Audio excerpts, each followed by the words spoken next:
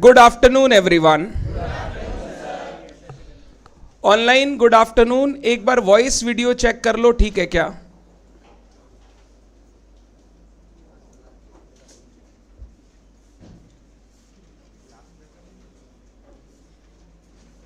आज वो problem solve हो गया, वो सिंगल ईयरफोन वाला। नहीं, वो तो नहीं है। हाँ, वो ईयरफोन वाला वो सॉल्व हो गया, एक बार चेक करो।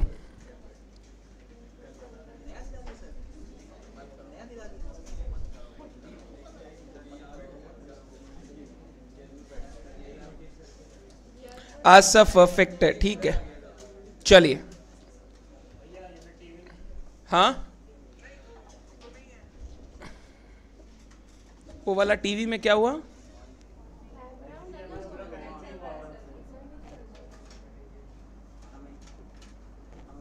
यार ये तो 3 रिमोट में, रिमोट कौन सा है? तो नंबर 1 2 3 करना पड़ेगा।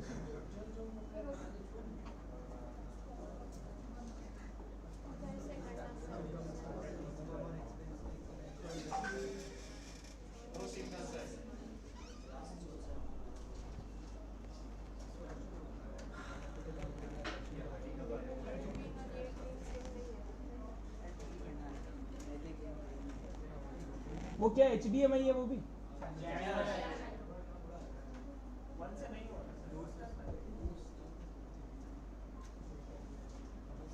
अरे दीदी वहां बैठेगी जब जगह खाली है तो।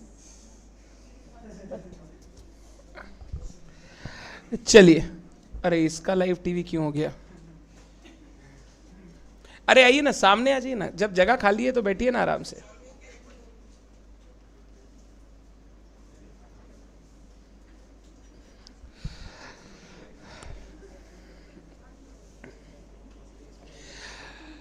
Good afternoon once again. एक बार ऐसे मरे मरे क्यों है? इतना अच्छा मौसम है, आज के मौसम में तो क्या क्या करने का मन कर रहा है मेरे को।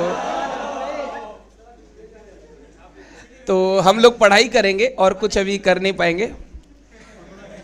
Good afternoon everyone. बच्चा बोल रहा मौका नहीं मिल रहा उसको।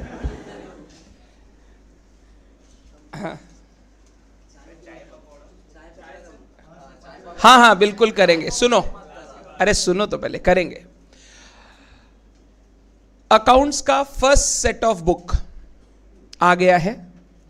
लाइव एट सेंटर वाले स्टूडेंट्स कल प्रोक्योर करेंगे, कल लेंगे, आज नहीं, ठीक? आज इनिशियल डिस्पैच जो कैलकाटा के बाहर के स्टूडेंट्स हैं उनको आज हो जाएगा, 2 दिन में आपको बुक मिल जाएगी। लाइव एट सेंटर वाले स्टूडेंट्स कल बुक लेंगे। अभी आपको जो बुक्स मिलेगी, एक मेरी तरह बुक मिलेगी, थोड़ी हट्टी कट्टी। एक नहीं, नवनीत नहीं है या भाई, क्या नवनीत भी हट्टा कट्टा ही है साला। ये एक, हाँ चलो, अमित सर जैसा एक बुक मिलेगा तुम लोगों को। और एक ये छोटा सा ना, एक बार के लिए हैंडआउट मिलेगा। ये एक मेन बुक का पार्ट है, बट पहले ये दे दिया ताकि एक चैप्टर हम लोग स्टार्ट कर सके, इसके लिए। और जो बच्चे घर पे कर रहे हैं उनको भी अभी ये 3 बुक्स मिलेगी, 2 बुक और एक हैंडआउट मिलेगा। इससे हम लोग अभी नेक्स्ट 1 महीना आराम से पढ़ सकेंगे, तब तक आपको बैलेंस बुक सारी मिल जाएंगी। डन है बात? लाइव एट सेंटर वाले प्लीज झगड़ा नहीं करके कल कलेक्ट करना है। कब कलेक्ट करना है?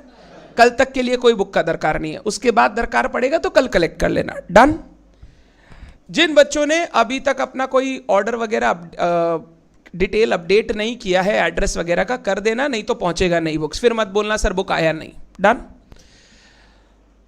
हम लोग लास्ट क्लास बेसिक्स में कैपिटल मेंटेनेंस का कॉन्सेप्ट पढ़ रहे थे। एक बार हम लोग कैपिटल मेंटेनेंस के कॉन्सेप्ट को रिवाइज करेंगे। आज हम लोग ना कुछ क्वेश्चंस बनाएंगे, बहुत दिन हो गया प्रैक्टिकल क्वेश्चंस नहीं बनाए।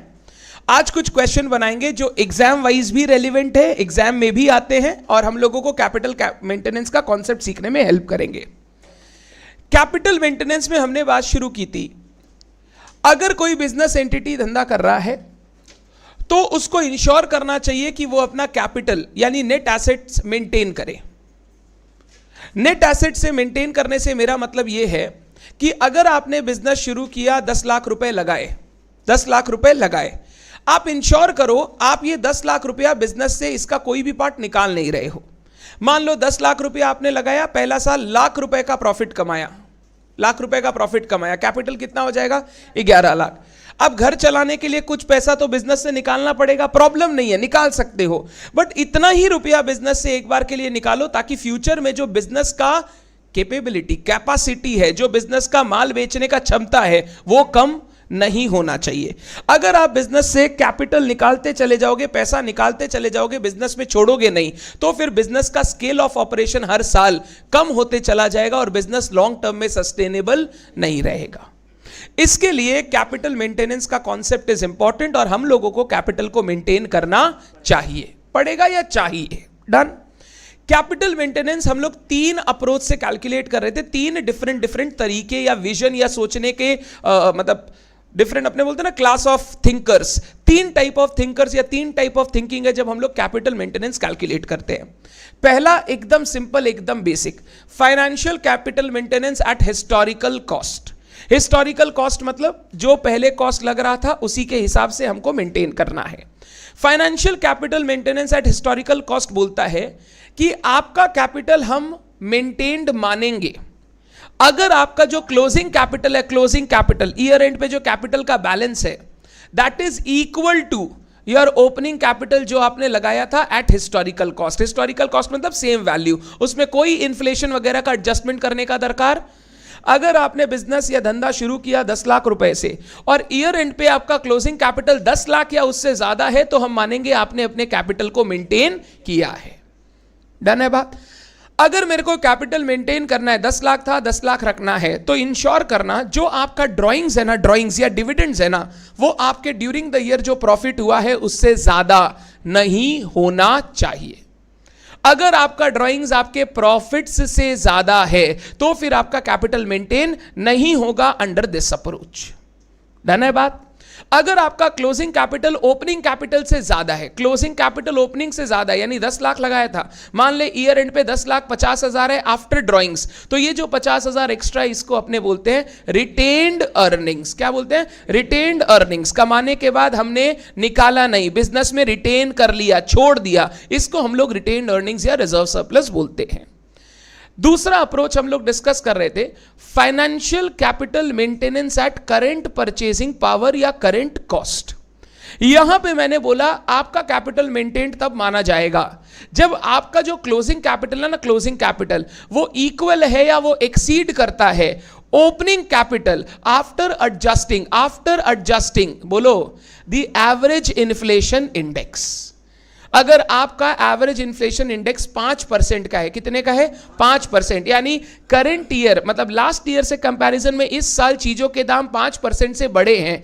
आपका कैपिटल 10 लाख रुपया था, हम आपका कैपिटल मेंटेन मानेंगे अगर आपका क्लोजिंग कैपिटल 10,50,000 है या उससे ज्यादा है। अगर 10,50,000 से नीचे कैपिटल चला गया तो करंट ईयर में जो प्राइस चल रहा है चीजों का, उसके हिसाब से आप उतना धंधा कर नहीं पाएंगे। यहां पे हम लोग जब कैपिटल ओपनिंग कैपिटल को कंसीडर करते हैं, हम लोग हमेशा एवरेज इन्फ्लेशन इंडेक्स को यूज करते हैं। इसके बाद थर्ड पड़ा फिजिकल। यहां पे मैं बोल रहा हूं मैक्सिमम ड्राइंग्स कितना होगा? मैक्सिमम ड्राइंग्स, मान लो फॉर एग्जांपल तुमने 10 लाख रुपया लगाया, तुमने 1 लाख रुपया कमाया, कितना हो गया? 11 lakh. Closing capital without drawings 11 lakh. अब तुम्हारा opening capital inflation index adjust करके होना चाहिए 10,50,000 रुपया। तो कितनी मैक्सिमम ड्राइंग तुम कर सकते हो? 50,000 कर सकते हो, उससे ज्यादा नहीं कर सकते। मान ले तुमने ड्राइंग किया सिर्फ 30,000, तो तुम्हारा कैपिटल बैलेंस हो गया 10,70,000। हाँ या ना? ये जो 20,000 एक्स्ट्रा है ये क्या हो गया? रिटेन्ड अर्निंग्स हो गया। जो प्रॉफिट आपने एक्स्ट्रा रिटेन किया है, जो फ्यूचर में आपको बिजनेस बढ़ाने में काम में आएगा। ठीक। तीसरा हमने सीखा फिजिकल कैपिटल मेंटेनेंस। यहां पे बोला गया आप जब ओपनिंग कैपिटल को इंडेक्स से एडजस्ट करोगे, इन्फ्लेशन से एडजस्ट करोगे, आप एवरेज इन्फ्लेशन इंडेक्स लेने की जगह जिस प्रोडक्ट में आप डील करते हो उसका इन्फ्लेशन लीजिए, सो दैट आप सही measure of capital maintenance calculate कर सके। एवरेज इन्फ्लेशन हो सकता है 5% ही बड़ा हो, बट हमारा जो प्रोडक्ट है उसमें मान लो इन्फ्लेशन 8% का है, 8% का। इन दैट केस अगर मेरा कैपिटल शुरू में 10 लाख था और उतना ही धंधा मेरे को करंट ईयर में करना है, तो मेरा कैपिटल 10,80,000 10,80,000 होना चाहिए। अगर मेरा कैपिटल उतना या उससे ज्यादा है तो मैं बोलूंगा कैपिटल मेंटेन किया, अगर नहीं है तो मैं बोलूंगा कैपिटल मेंटेन नहीं किया। तो दोनों में फर्क बहुत सिंपल सा है। वहां पे हम लोग ले रहे थे एवरेज इन्फ्लेशन इंडेक्स और यहां पर हम लोग ले रहे हैं, बोलो कौन सा? Product specific inflation index. यहां तक बात क्लियर है? इतना डिस्कस हमने कर लिया था, बट हम लोग लास्ट क्लास ना छोटे छोटे एग्जाम्पल लिखे नहीं थे, बताए थे, हम लोग क्वेश्चन डिस्कस नहीं किए थे। आज हम लोग क्वेश्चन डिस्कस करेंगे। क्वेश्चन डिस्कस करने के लिए ना मैं आपकी इंस्टीट्यूट के मटेरियल को ही लूंगा जो वहां पर क्वेश्चन दिए गए हैं। घुमा फिराकर वैसे ही क्वेश्चन हर टर्म इंस्टीट्यूट पूछता है और अच्छे क्वेश्चन दिए गए, उतना करने से काम हो जाएगा। आप लोगों को कोई बुक नहीं चाहिए, आप सिर्फ यहां बोर्ड पर देखें एग्जाम्पल नंबर 8। ये एग्जाम्पल वेरी सिंपल एग्जाम्पल्स है। एग्जाम्पल नंबर 8, कुछ लिखना नहीं है एक बार के लिए इस क्वेश्चन में, ये सिर्फ एग्जाम्पल मुंह जवानी हो जाएगा। जिस क्वेश्चन में लिखना होगा मैं बताऊंगा। बोला a trader commenced business on 1/1/2021, 1/1/2021 को ट्रेडर ने बिजनेस चालू किया विथ ₹12,000। कितने में चालू किया? 12,000 रुपए से बिजनेस चालू किया। Represented by 6,000 units of a certain product at ₹2 per unit, यानी 12,000 रुपया हमने बिजनेस में लगाया, उससे हमने 6,000 यूनिट खरीदा एक प्रोडक्ट का जिसका प्राइस कितना था, कॉस्ट कितना था? ₹2। तो 6,000 इंटू 2, 12,000 हमने बिजनेस में लगाया। During the year he sold these units at ₹3 per unit. Okay sorry, हाँ अब शो होगा, सॉरी ऑनलाइन। ये सारा का सारा यूनिट्स वो कितने में बेचा? ₹3। तो 6,000 रुपया से वो 6,000 यूनिट्स खरीदा, वो ₹2 वाला 12,000 का कैपिटल लगा के। ईयर एंड तक वो सारा 6,000 यूनिट बेच दिया ₹3 करके। तो मेरे को बताना ईयर एंड पे हमारे पास कितना रुपया बिजनेस में बचा? 18,000। 18,000 में बोलूं 18,000, क्योंकि हमने 6,000 यूनिट ₹3 करके बेचा, तो हमारे बिजनेस में कैश आ गया 18,000। आगे 10 एंड हैड विड्रॉन 6,000, 6,000 रुपया उठा लिया। 18,000 क्लोजिंग कैपिटल, 6,000 रुपया उससे उठा लिया, तो नेट क्लोजिंग कैपिटल कितना हो गया? 12,000। क्या बोल रहे हैं देख, ओपनिंग इक्विटी 12,000, यस और no? Answer is yes, 12,000। Closing equity कैसे निकालेगा? सर 18,000 का गुड्स बेच के पैसा आया हुआ है, बट 6,000 हमने विड्रॉ कर लिया, तो क्लोजिंग इक्विटी कितना हो गया? 12,000। Opening equity 12, closing equity 12। पहले बता, अगर मैं हिस्टोरिकल कॉस्ट के हिसाब से बात करूं तो क्या हमारा कैपिटल मेंटेन्ड है? यस सर मेंटेन्ड है, प्रॉब्लम नहीं है। हमारी रिटेन्ड अर्निंग्स बताओ? नील, क्योंकि सर 12,000 ही ओपनिंग कैपिटल, क्लोजिंग कैपिटल ही 12,000, मतलब हमने कुछ रिटेन। सर हमने 6,000 रुपया कमाया। कैसे कमाया? 6,000 यूनिट्स इंटू ₹1। 2 का माल 3 में बेचा तो ₹1 कमाया, 6,000 रुपए कमाया। और सर हमने विड्रॉ भी कितना कर लिया? 6,000। जितना कमाया उतना उठा लिया, तो हमारे बिजनेस में एक्स्ट्रा कुछ नहीं बचा, यानी हमारा रिटेन अर्निंग्स कितना हो गया? 0। अगर मैं हिस्टोरिकल कॉस्ट की बात करूं तब तो भाई मेंटेन्ड है कैपिटल, कोई प्रॉब्लम नहीं है। बट यहीं अगर हम लोग बात करें, फॉर एग्जाम्पल मान ले मैं तेरे को एक डेटा दूं कि मान ले नेक्स्ट ईयर इसी प्रोडक्ट का दाम ₹2 से बढ़ के 2.5 हो गया, हो सकता है हाँ या ना? 2.5 हो गया, तो बताओ क्या नेक्स्ट ईयर में हम लोग इतने अमाउंट से, जो 12,000 मेरे पास बचा है, उससे सेम धंधा सेम लेवल का कर पाएंगे? नहीं कर पाएंगे। अगर मैं बात करूं फिजिकल कैपिटल मेंटेनेंस की और मैं बोलूं तुमको प्रोडक्ट का दाम 2.5 हो गया है, तो इन दैट केस हमारा कैपिटल मेंटेन्ड, हमारा कैपिटल होना चाहिए था, सुन कितना, अगर 6,000 यूनिट का धंधा करना है तो 6,000 इंटू 2.5, 15,000 का कैपिटल हमारे पास होना चाहिए था, बट हमारे पास कैपिटल है सिर्फ 12,000, तो हमारा कैपिटल मेंटेन्ड। तो बताना, अगर तुमको कैपिटल मेंटेन करना था तो कितने का मैक्सिमम ड्राइंग करना चाहिए था? सर 3,000 का करते तो चलता, 18,000 आपका क्लोजिंग कैपिटल था, 3,000 ड्रॉ भी कर लेते तो कितना बचता? 15,000। अब अगर यूनिट का दाम 2.5 भी हो जाता तो भी आपका बिजनेस उसी लेवल पर मेंटेन हो सकता था। क्या ये बेसिक बिजनेस लॉजिक समझ में आ रहा है? मतलब कोई हाईफाई बात है ही नहीं इसमें एकदम नॉर्मल बात है। क्या सर हमारे पास जो पैसा बचा है उससे हम नेक्स्ट ईयर सेम लेवल का धंधा कर पाएंगे या नहीं? अगर धंधा कर पाएंगे तो कैपिटल मेंटेन्ड है, नहीं कर पाएंगे तो कैपिटल मेंटेन्ड नहीं है। क्या मेरी बात इतनी सिंपल सी समझ में आ रही है? ये छोटे एग्जाम्पल्स है, एग्जाम में ये आएगा तो अब आपके ऑब्जेक्टिव्स क्वेश्चन में आएगा, ऑब्जेक्टिव में आएगा ना 1 मार्क 2 मार्क उसमें दे देगा। थोड़ा 5 मार्क का क्वेश्चन देता है तो थोड़ा सा इंफॉर्मेशन और सजा के देता है। पहले ये क्वेश्चन सबको क्लियर है? एग्जाम्पल था, ऐसा ही एग्जाम्पल लास्ट क्लास हम लोग कर रहे थे, डिस्कस जब कर रहे थे तो हमने एग्जाम्पल डिस्कस किया था। हम लोग चलते हैं इस एग्जाम्पल को छोड़ इलस्ट्रेशन नंबर 2 में। इलस्ट्रेशन नंबर 2, ये क्वेश्चन हम लोग प्रॉपरली लिख के करेंगे। एग्जाम में ये 5 मार्क का क्वेश्चन आ सकता है, पास्ट एग्जाम में आया हुआ है और करंट एग्जाम के मॉक टेस्ट पेपर में भी दिया है। जो अभी नवंबर में एग्जाम होने वाला है उसका मॉक टेस्ट पेपर में भी सेम चीज दिया हुआ है। Let us discuss this question. A trader commenced business on 1/1/2011 1/1/2011 या 21 with rupees 12,000। कितना रुपया लगाया? 12,000। Represented by 6,000 units of a certain product at rupees 2 per unit। Same ही चल रहा है वो। During the year he sold these units at rupees 3 per unit। तो 18,000 rupees business में आया होगा 6,000 यूनिट बेच के। एंड विड्रॉन रुपीज 6,000, 18,000 आया, 6,000 विड्रॉ कर लिया, तो क्लोजिंग कैपिटल 12,000। अगर आप बिना लिखे ऐसे कैलकुलेट करेंगे ना, यार दिमाग विल स्टार्ट रनिंग।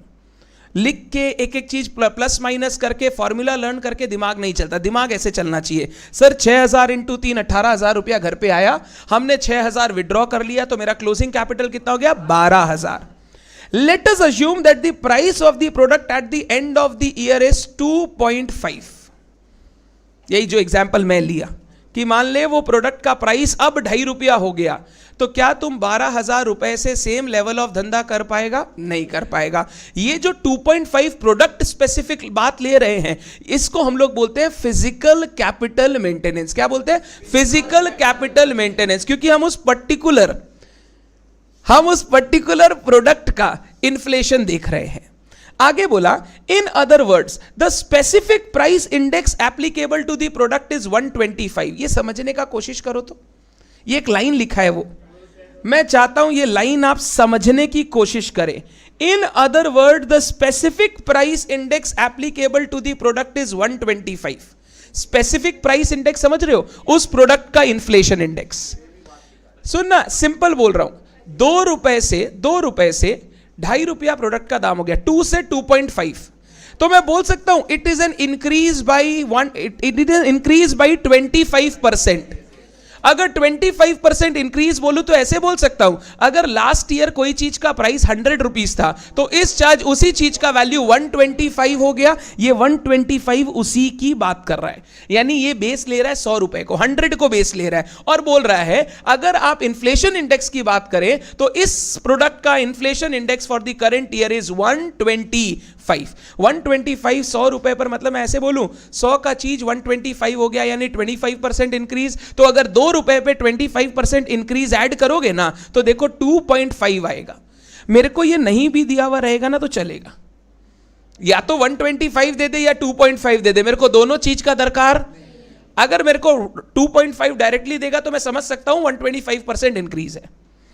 क्लियर है यहां तक बात? मेरे को क्वेश्चन देख क्या मांग रहा है, क्वेश्चन क्या मांग रहा है? नंबर 1, आप बताइए क्या अगर मैं फिजिकल कैपिटल मेंटेनेंस का अप्रोच चेक करूं तो क्या हमारा कैपिटल मेंटेन्ड है? 1। नंबर 2, अगर कैपिटल मेंटेन नहीं है, मेंटेन करना चाहते हैं, तो मैक्सिमम ड्राइंग्स कितना करना चाहिए था? कितना करना चाहिए था? ये 2 क्वेश्चन आपसे एग्जाम में पूछे जाएंगे कि बताइए कैपिटल मेंटेन्ड है कि नहीं, और अगर कैपिटल मेंटेन्ड नहीं है तो कितना ड्राइंग्स करता कि मेरा कैपिटल मेंटेन हो सकता था। पहले बोलो क्वेश्चन समझ में आया वो क्या दे रहा है, और जब वो स्पेसिफिक प्राइस दे दे मतलब वो कौन से कैपिटल की बात कर रहा है? फिजिकल कैपिटल मेंटेनेंस की। यहीं पे मान ले वो वर्ड लिखता एवरेज प्राइस इंडेक्स या इन्फ्लेशन इंडेक्स इज 125, तो वो बात कर रहा था financial capital maintenance at current cost. दोनों में बस इतना ही फर्क है, एक में हम लोग एवरेज इन्फ्लेशन इंडेक्स ले रहे हैं और एक में हम लोग प्रोडक्ट स्पेसिफिक इन्फ्लेशन इंडेक्स ले रहे हैं। अब इसको सर हम लोग सॉल्व कैसे करेंगे? आइए सॉल्व करते हैं। कॉपी में आंसर टू इलस्ट्रेशन 2, कोई आईसीआई का पेज नंबर लिखना चाहता है तो पेज इज 2.27। 2.27। देखो एग्जाम में आंसर कैसे लिखना है। सबसे पहले क्लोजिंग कैपिटल। अब मैं फॉर्मूला वाइज बोलूं तो ऐसे बोल सकता हूं क्या, opening capital plus profit minus drawings. Introduction होगा तो इंट्रोडक्शन भी ऐड हो जाएगा, डन है बात। इंट्रोडक्शन होगा तो इंट्रोडक्शन भी ऐड हो जाएगा। इस क्वेश्चन में फॉर्मूला का दरकार नहीं है, नहीं दरकार है। पता है क्यों? क्वेश्चन शायद चला के बोला है कि हमने माल बेच दिया 6000 यूनिट 3 रुपया करके, तो मेरे को पता है कि मेरे घर पे कितना रुपया आया 18,000, और उसमें बोला 6000 रुपया विड्रॉ कर लिया। तो इसमें मैं ऐसे लिख सकता हूं क्या, 18,000 माइनस 6,000। मेरे माल बेच के घर पे पैसा आया 18 से मैंने विड्रॉ कर लिया 6, तो बचा 12। सर अगर ये फॉर्मूला लगाना होता तो कैसे लगाता, देख ऐसे, ओपनिंग कैपिटल बता 12,000, 6,000 यूनिट बेच के प्रॉफिट कितना हुआ, प्रॉफिट 6,000 माइनस विड्रॉ कितना कर लिया 6,000। अगर कोई ऐसे करना चाहता है तो ऐसे कर लो, बट ये दोनों मेरे को ऑलरेडी 12 + 6 18 करके बता दिया कि हमने 6,000 यूनिट बेचा 3 रुपया घर पे आया, तो मेरे पास घर पे टोटल पैसा कितना आया 18,000, यही हो गया सीधा। और 18 में 6 उठा लिया तो कितना बचा 12,000। Number B, opening capital adjusted with specific price index, adjusted with specific price index। ऐसे लिख सकता हूं क्या, 12,000 कैपिटल था, बट तब चीजों का दाम 100 रुपया ही था। अब चीजों का दाम कितना हो गया 125, तो इसके हिसाब से अब कैपिटल कितना लगाना पड़ेगा सेम धंधा करने के लिए 15,000, 12,000 इंटू 125/100। ये समझ में आता है? ये मैं इंडेक्स को यूज करके किया। अगर कोई इंडेक्स नहीं यूज करना चाहता तो वो ऐसे बोलो, सर अगर नेक्स्ट ईयर 6,000 यूनिट का धंधा करना है, अगर यूनिट का दाम 2.5 हो गया है तो आपको कितने का कैपिटल लगेगा, ऐसे भी बोल सकते हैं हम लोग। दोनों तरीके से सीखो ताकि दिमाग खुला रहे हमेशा। आप चाहे ऐसे बोलो चाहे ऐसे बोलो, दोनों का मतलब सेम है, 25% इंक्रीज करना पड़ेगा। कितना 25%। Done. Number C, so as per physical capital maintenance comma the capital has not been maintained. क्या मेंटेन किया या नहीं किया? नहीं किया। Not been maintained as closing capital is less than opening capital adjusted with specific price index. हमने कल ऐसे ही लिखा था, कैपिटल मेंटेन तभी मानेंगे जब आपका क्लोजिंग कैपिटल या तो इक्वल है या एक्सीड करता है opening capital adjusted with the specific price index. हमारा यहां कैपिटल मेंटेन्ड नहीं है। Point number D, maximum drawings to maintain capital,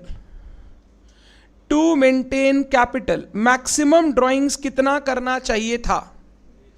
कैसे निकालोगे बताओ?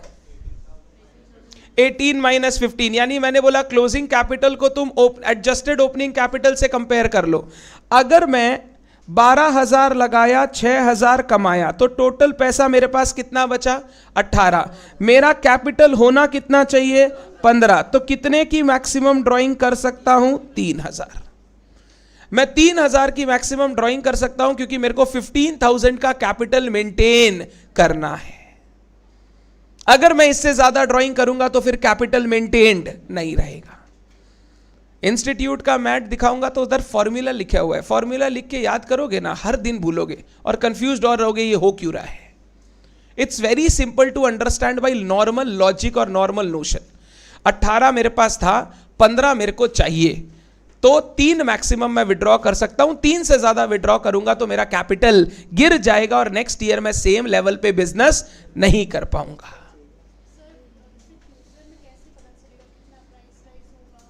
ये दीदी पता चलता है, इन्फ्लेशन वगैरह की चीजें, ये तो गवर्नमेंट का ही वो है, गवर्नमेंट हर साल अनाउंस करता है, गवर्नमेंट हर साल बताता है कि दिस ईयर इन्फ्लेशन इज इतना, क्वार्टर एस्टिमेट है, मतलब ये एक्चुअल नहीं हो सकता। एक्चुअल मैं हमेशा बोलूंगा अगर प्रूडेंट हो तो 15 से थोड़ा ज्यादा बचा के रखो, to account for any contingency, कुछ और बढ़ जाए तो वो कंटिजेंसी मेंटेन करके रखे, बट इतना आपको करना चाहिए, नहीं तो श्योर शॉट आप नहीं कर पाओगे धंधा। ये इतना मिनिमम आपको रखना है, डन है बात। और ये सब एस्टीमेट है, ये एक्चुअल नहीं है। इन्फ्लेशन कहीं पर भी कोई इंडेक्स वगैरह यूज कर लिए मतलब वही चांस का बात हो गया, प्रोबेबिलिटी का बात हो गया, एस्टिमेशन का बात हो गया, that can not be actual. हाँ बिल्कुल देता है, आपको मिल जाएगा। आप बड़ी बड़ी जो कंपनीज होती है, आपने नाम सुना है क्या, BCG, बॉस्टन कंसल्टिंग ग्रुप वगैरह, इसमें आपका सपना रहेगा जॉब करने का। मतलब अभी तो आप इतना नहीं जानते होंगे, जैसे ही आप चले जाएंगे ये इंटर के बाद आर्टिकलशिप वगैरह, और बड़े भैया लोग जो CA बन के काम कर रहे हैं उनसे इंटरेक्शन होगा तो बोलेंगे ड्रीम जॉब क्या है भाई, BCG कंसल्टिंग का जॉब है। और कंसल्टिंग का जॉब से ज़्यादा अच्छा जॉब फॉर अ पढ़ा लिखा इंसान कुछ नहीं है। अगर कोई इंसान सच में पढ़ा लिखा है तो उसके लिए best job is consulting, investment consulting, अलग अलग टाइप की कंसल्टिंग। तो ये BCG वगैरह जो बड़ी बड़ी कंसल्टिंग एजेंसीज है, ये लोग रिपोर्ट लॉन्च करती है इंडस्ट्री वाइज। आप जाओगे तो आपको दिखेगा, और ये परचेज करना पड़ता, फ्री में नहीं देता। अगर आप आयरन एंड स्टील इंडस्ट्री से और आपको आयरन एंड स्टील का आउटलुक समझना है फॉर द नेक्स्ट 5 ईयर्स क्या हो सकता है, आप इनकी रिपोर्ट खरीदते हो, सारे लोग खरीदते हैं। आप लोग जो इन्वेस्टमेंट्स करते हो, अपने तो इन्वेस्टमेंट ऐसे ही कर देते हैं, बट अगर आपको इंफ्रा में इन्वेस्ट करना और आप देखना चाहते हो इंफ्रा नेक्स्ट 5 साल में इंडिया का कहाँ होने वाला है, तो आप ये खरीदिए इंफ्रा की रिपोर्ट, आपको सब पता चल जाएगा। ऐसे एक दिन बजट आता है, बजट में एक अनाउंसमेंट होता है और शेयर मार्केट भाग जाता है, कुछ कंपनियां भाग जाती है, कुछ कंपनियां लुढ़क जाती है। ये सब आउटलुक है कि फ्यूचर क्या होने वाला है, एंड वो सारी चीजें उन रिपोर्ट्स में रहती है। और ये सब चीज आप ऐसे भी कर पाओगे यार, अगर बिजनेसमैन होना तो तुम ऐसे भी कर पाओगे। तुम वो प्रोडक्ट में डील कर रहे हो, तुम लोगों से बात कर रहे हो, सप्लायर से बात कर रहे हो, तो तेरे को दाम तो तेरे को मार्केट का पता ही है क्या चल रहा है किस प्रोडक्ट का, तो तेरे को अगर वो मिले, average price index is something जो तेरे को पता नहीं होगा, बट अपना प्रोडक्ट स्पेसिफिक क्या दाम चल रहा है, क्या भाव चल रहा है, वो तेरे से अच्छा किसी को नहीं पता है, क्योंकि तू धंधा कर रहा है दिन रात उसी में, तो उसमें चैलेंज नहीं है। और अगर तेरे को पता करना है तो हर इंडस्ट्री का रिपोर्ट्स होता है, आप चेक करो, आपको सब मिल जाएगा। जब कंसल्टिंग करते हैं वगैरह करते हैं, कोई मान ले, मैं काम करता था, एक CS फर्म है, CS फर्म तो नहीं है, बहुत बड़ा कंसल्टिंग टाइप का ही फर्म है, Vinod Kothari associates, Vinod Kothari and company, यहाँ पे कलकत्ता में। मैं वहाँ आफ्टर CA फाइनल एग्जाम देने के बाद टिल रिजल्ट 2 महीना जो भी रिजल्ट का टाइम होता है, 2 महीना मैंने वहाँ पे इंटर्नशिप की थी। वो 2 महीने में वहाँ पे कैसे काम आते थे, एक कंपनी है बाहर की, वो इंडिया में एक बिजनेस करना चाहती है, वो रिपोर्ट बनाती है, बताइए ये बिजनेस करना है तो मेरे को क्या क्या चीज़ चाहिए, वो बिजनेस करना है कितना कैपिटल लगाना है, क्या टैक्स रेगुलेशंस है, क्या क्या कंप्लायंस हमको करना पड़ेगा, पूरा हमको रिपोर्ट बना के दीजिए। वो उसके लिए लाख लाख, 1.5 लाख, 2-2 लाख रुपए फीस देगी आपको, क्योंकि वो अगर एक गलती कर देगी तो लिटिगेशन का कॉस्ट हो जाएगा करोड़ों में। तो वो चाहती नहीं है कोई भी हमसे मिस्टेक हो, इसीलिए वो सब कुछ पहले से एकदम लिखित में क्लियर ले लेती है कि हाँ हमको ऐसे ऐसे करना है।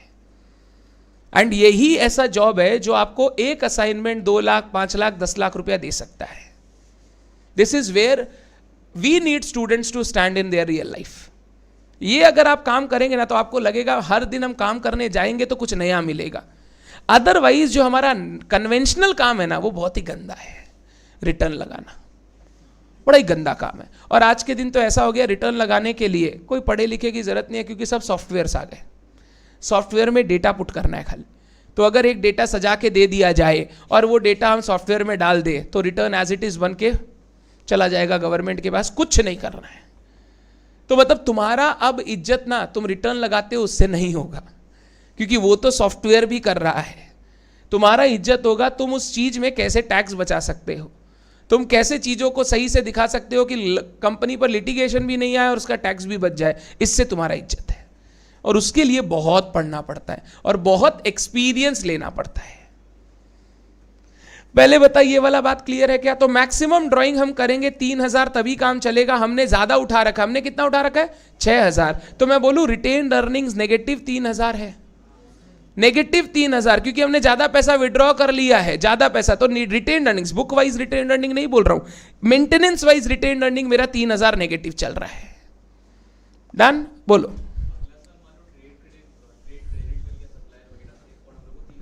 ये सब चीज हम लोग यहां पे अभी कंसीडर नहीं कर रहे हैं। क्रेडिट तो अभी भी मिलता होगा, ऐसा नहीं अभी नहीं मिलता, मिलता होगा, बट हम लोग एक बेसिक चीज की बात कर रहे हैं। वो सारा चीज कंसीडर करेंगे। वो कब आएगा? जब हम लोग, तुम लोग पढ़ेगा एफएम में एक चैप्टर वर्किंग कैपिटल मैनेजमेंट, वहां वो सब सीखेगा एक एक चीज के बारे में, कि भाई ये हो गया तो मेरे को कितना वर्किंग कैपिटल मेंटेन करना है और कितना पैसा चाहिए, वो सब हो गया। ये एक बेसिक एस्टिमेशन है, बेसिक टूल है ये। कोई वो सब चीज को ये कंसीडर नहीं कर रहा है, इतना मिल गया, इतना लोन उठा लिए, ये कर लिए तो क्या होगा, वो नहीं देख रहे। इतना पैसा चाहिए धंधे में ताकि हम नेक्स्ट ईयर धंधा आराम से। अभी तो बहुत सारी चीजें हैं कि सर बिजनेस का रोटेशन फास्ट हो गया, तो अभी मान लो आप माल बेचे, पैसा आया 2 महीने बाद, अगर एक ही महीने में पैसा आ गया तो जो तू बोला, तो वो सब चीजें होंगी, तो उसको और प्रॉपर एस्टिमेशन करना होगा, जो एफएम में सीखोगे। Receivable management, working capital management वहां सीखेंगे। ये क्वेश्चन क्या बोल रहा था, और इसका कैपिटल मेंटेनेंस एंगल क्लियर है सबको? पक्का? डन? ये क्वेश्चन 4 मार्क का एग्जाम में पूछा जाता है। देख ले एक बार ये लोग भी आंसर कैसे निकाला। रिटेन्ड अर्निंग्स वगैरह नेगेटिव 3000, बात क्लियर है क्या? आप लिखना चाहो लिख लो, रिटेन्ड अर्निंग नेगेटिव 3000, मैं लिखवा देता हूं। रिटेन्ड अर्निंग्स, रिटेन्ड अर्निंग्स एक तो ऐसे निकाल सकते हो, बोलो क्लोजिंग कैपिटल कितना है? 12, और कितना कैपिटल मेंटेन करना है? 15, तो नेगेटिव 3000 का रिटेन्ड अर्निंग। वहीं अगर कैपिटल मान ले होता 17,000 और चाहिए 15, तो रिटेन्ड अर्निंग कितना? 2000 मेरे पास एक्स्ट्रा पड़ा हुआ है, आई कैन डू ज्यादा बिजनेस इससे। अच्छा हुआ, पॉसिबल हुआ तो और बड़ा बिजनेस करेंगे इससे। इसको ऐसे भी कैलकुलेट कर सकते हो, देखो ऐसे भी, मैक्सिमम ड्राइंग कितना? 3000, उठा कितना लिए? 6000, ऐसे भी बोल सकते हैं। तो मेरा मैक्सिमम ड्राइंग 3000, ये मैक्सिमम ड्राइंग, जबकि मैंने ड्राइंग कर लिया -6000 एक्चुअल ड्राइंग, तो बोल रिटेन कितना हुआ? Negative 3000, negative 3000। बिल्कुल जय, सही बोल रहे हो। अगर सर इंट्रोडक्शन होता तो उसको ओपनिंग कैपिटल से ऐड करके देखते, बिल्कुल वो कैपिटल का ही पार्ट होता कि ये पैसा इस बिजनेस में लगा हुआ है। तो अगर कभी इंट्रोडक्शन दे दे तो वो ओपनिंग कैपिटल का पार्ट ही मानिएगा कि ये पैसा धंधे में लगा हुआ था, नेक्स्ट ईयर अगर इतना ही धंधा करना है तो कितना पैसा चाहिए। डन है बात? Next question. ये सारे कैलकुलेशन ना, ये देख तीनों अप्रोच से किया है। करंट हिस्टोरिकल कॉस्ट में क्या होगा, करंट परचेजिंग पावर में क्या होगा, फिजिकल क्या होगा, मैंने डिस्कस सारा कर लिया। मेन हमने कौन सा किया? फिजिकल वाला। डन? क्वेश्चन ये वाला देखो तो लेट्स सी आप कर पाते हो क्या। मैं आपको अब क्वेश्चन देता हूं और 2 मिनट का टाइम देता हूं। क्वेश्चन 8, सिंपल सा क्वेश्चन है, एकदम सिंपल सा क्वेश्चन है। रीजन मैं बोल रहा हूं सिंपल क्यों है, कौन सा पूछ रहा है ये? हिस्टोरिकल कॉस्ट, मतलब इन्फ्लेशन का कोई चक्कर? तो ये चिंदी सा क्वेश्चन है, फटाफट करो, लिख के करना है जैसे मैंने अभी लिखवाया।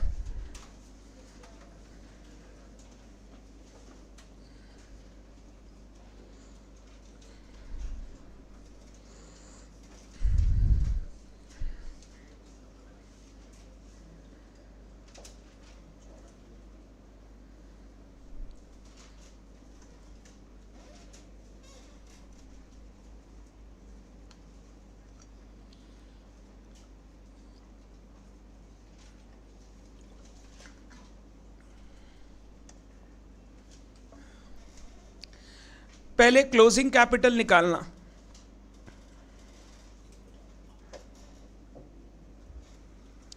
बोलो ईयर एंड पे कितना रुपया हमारे पास बचा हुआ है? 6000 इंटू 30, रुपया कितना बचा हुआ है? 18 लाख। ओपनिंग कैपिटल कितना था 12 lakhs, तो कैपिटल तो मेंटेन्ड है, हिस्टोरिकल कॉस्ट की बात कर रहा हूं, मेंटेन्ड है।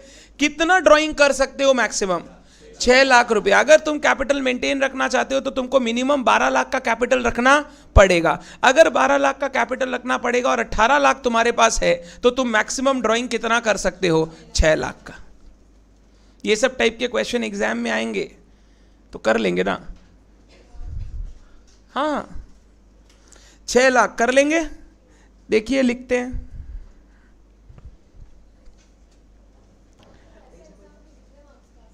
ये सब अब आएगा ना तो मेरे को लगता है एमसीक्यू बोल के ही इंस्टीट्यूट देगा। हिस्टोरिकल कॉस्ट तो पक्का ही एमसीक्यू बोल के देगा। अगर कभी कभी इंस्टीट्यूट ऐसा कर सकता है कि आप ये कैलकुलेट करो अंडर ऑल दी 3 अप्रोचेज और under any 2 approaches, in that case हो सकता है वो 4 या 5 मार्क का क्वेश्चन दे दे। बट ये क्वेश्चन आएगा ना 100% एमसीक्यू आएगा। डन। ये क्लियर होना बहुत जरूरी है, क्या क्वेश्चन कितने मार्क्स का आ सकता है। इससे ना पता रहता है अप्रोच कैसे पढ़ना है। अगर एमसीक्यू आएगा तो हमको ज्यादा लंबा सॉल्व करने का दरकार, बेसिक कॉन्सेप्ट होना चाहिए, हिट करना है, आंसर टिक करना है।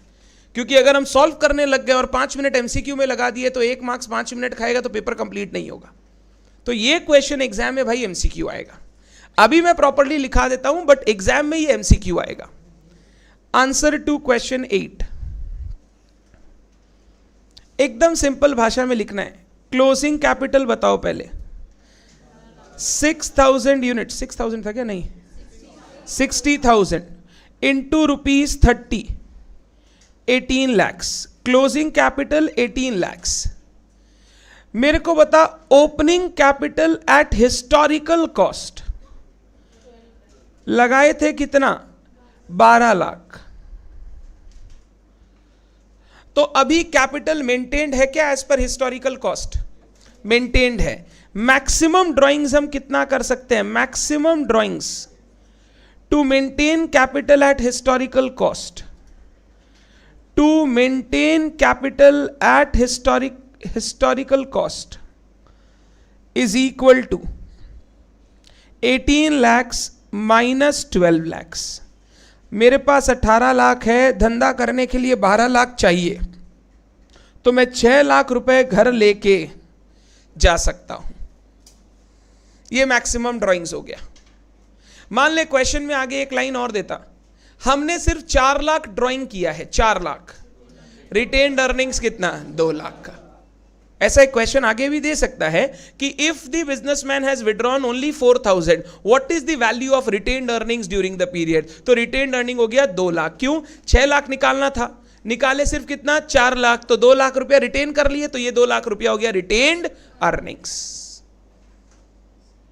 बंद कर दे, गर्मी लगेगा रे। नहीं, क्लोजिंग कैपिटल तो 18 है, वो तुमसे पूछ रहे कितना मैक्सिमम ड्राइंग कर सकते हैं। कहीं क्वेश्चन में बोला है वो 6 लाख ड्रॉ कर लिया? क्वेश्चन में तो ये बोला है हमने 60,000 यूनिट सेल किया 30 रुपीज करके, तो हमारे पास पैसा ईयर एंड पे कितना बचेगा 18 lakhs। आपको ये बताना है कितना ड्राइंग्स किया जा सकता है। डन है बात? क्लियर?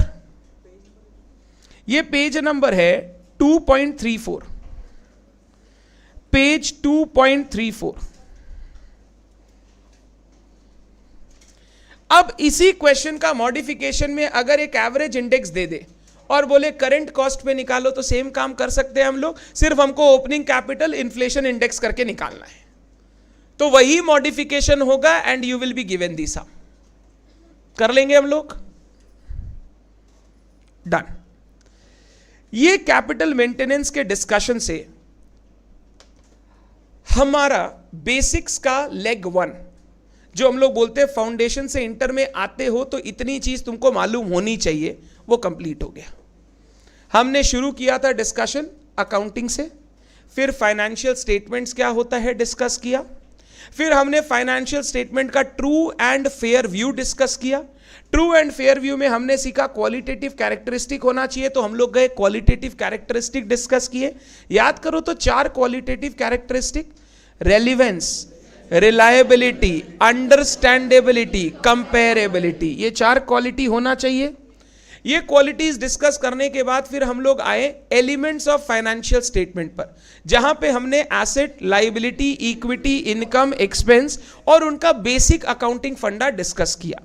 और वो डिस्कस करने के बाद हम लोग लास्ट डिस्कशन पे आए कैपिटल मेंटेनेंस, क्योंकि वो सीखेंगे फिर हम लोग समझ पाएंगे कैपिटल मेंटेनेंस का मतलब क्या होता है, कि मेरा जो इक्विटी है वो कम नहीं होना चाहिए, वो कम से कम उतना मेंटेन रहना चाहिए ताकि मेरा बिजनेस सेम लेवल पे चल सके। क्लियर यहां तक? ये first leg of discussion is complete. अब बेसिक्स का एक सेकंड पार्ट है। सेकंड पार्ट क्या है?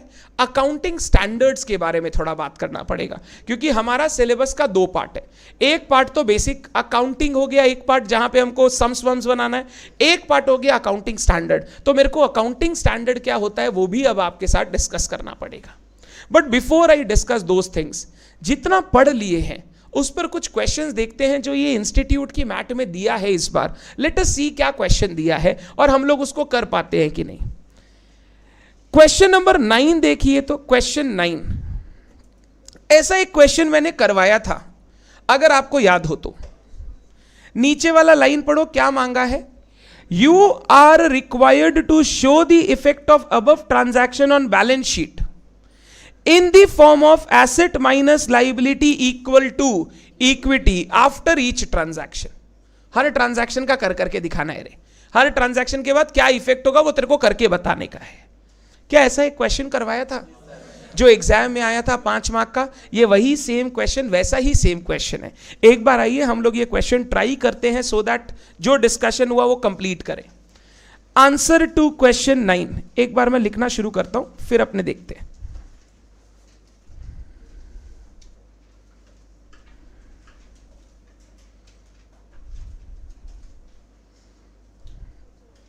निमिष, आप ये लाइव लेक्चर कर रहे हो तो जितने अभी क्लास में हुए उतने ही आपको दिख रहे हैं।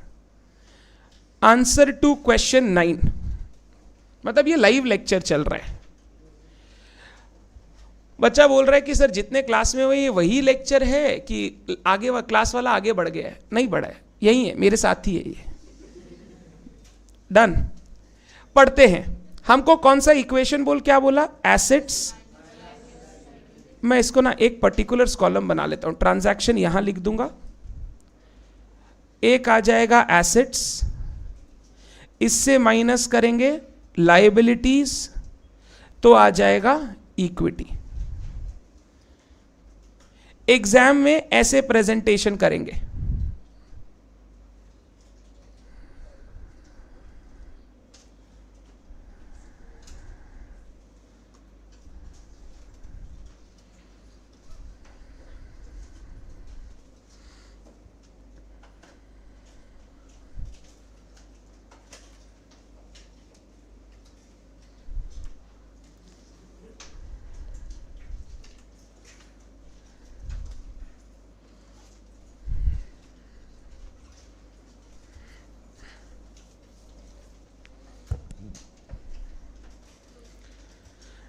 सबसे पहले क्वेश्चन ने आपको opening balance sheet of mister A is showing the aggregate value of asset, liability, equity ₹8 lakh, 3 lakh, 5 lakh respectively. Respectively समझते हैं ना, मतलब जिस सीक्वेंस में बात की गई है फिगर्स भी उसी सीक्वेंस में है। तो हमको सबसे पहले ओपनिंग बैलेंस दिया गया। ओपनिंग बैलेंस बोल कितना कितना? 8 lakh assets, 8 lakhs, 3 lakhs liability and 5 lakhs capital। 8, 3 and 5। क्या इक्वेशन मैच हो रही है? डन। पहला ट्रांजैक्शन हम पढ़ेंगे, अच्छे से हड़बड़ाना नहीं है, सुनना एक बार बोल रहा हूं। एसेट, लायबिलिटी और कैपिटल सीधा सीधा कंपोनेंट है तो एडलेस कर देंगे सीधा।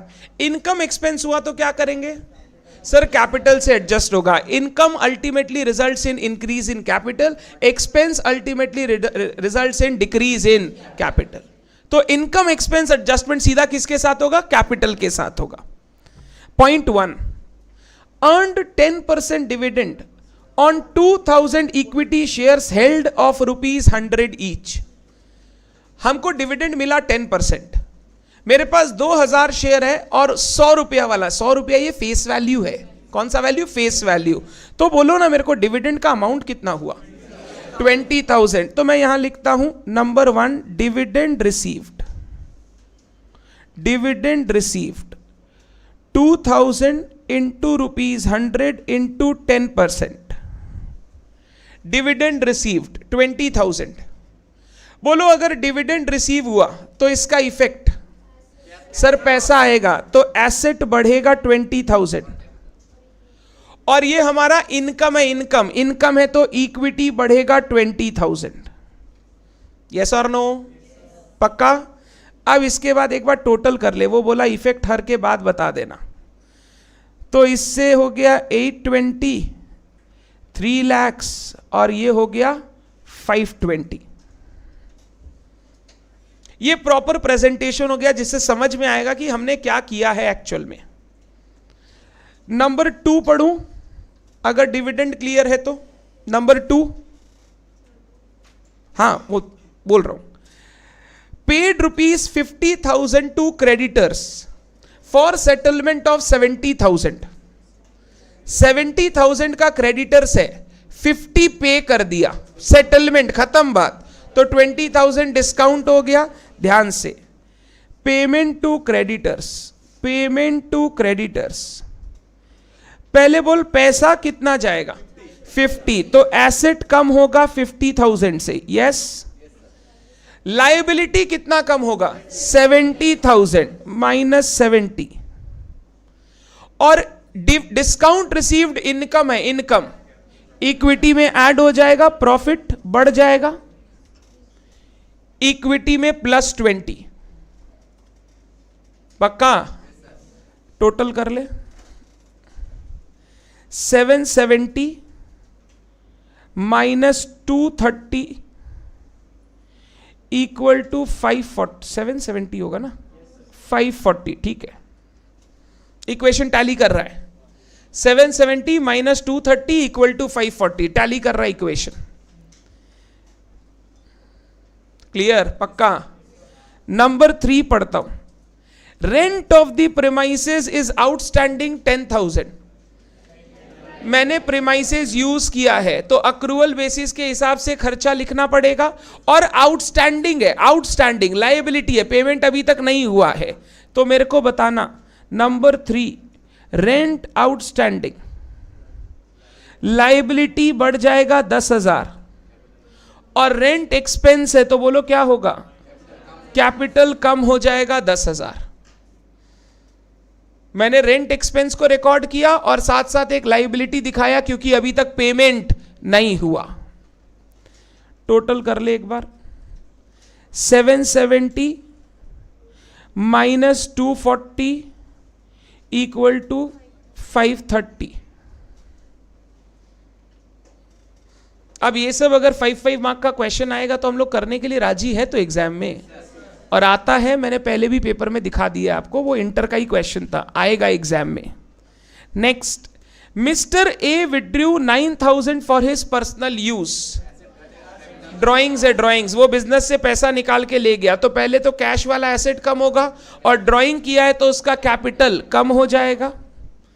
Number 4 withdrawn for personal use, withdrawn for personal use कितना?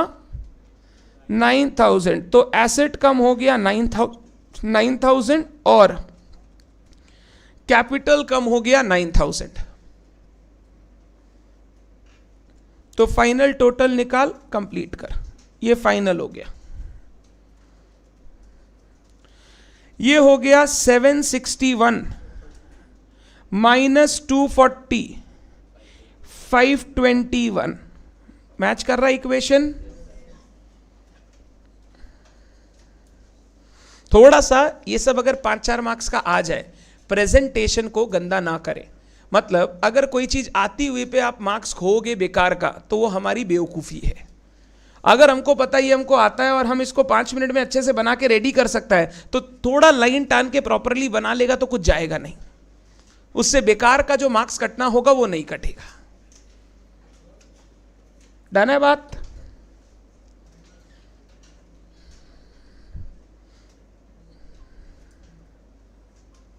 ये हमने पहले भी कर रखा था, ये कंप्लीट हो गया।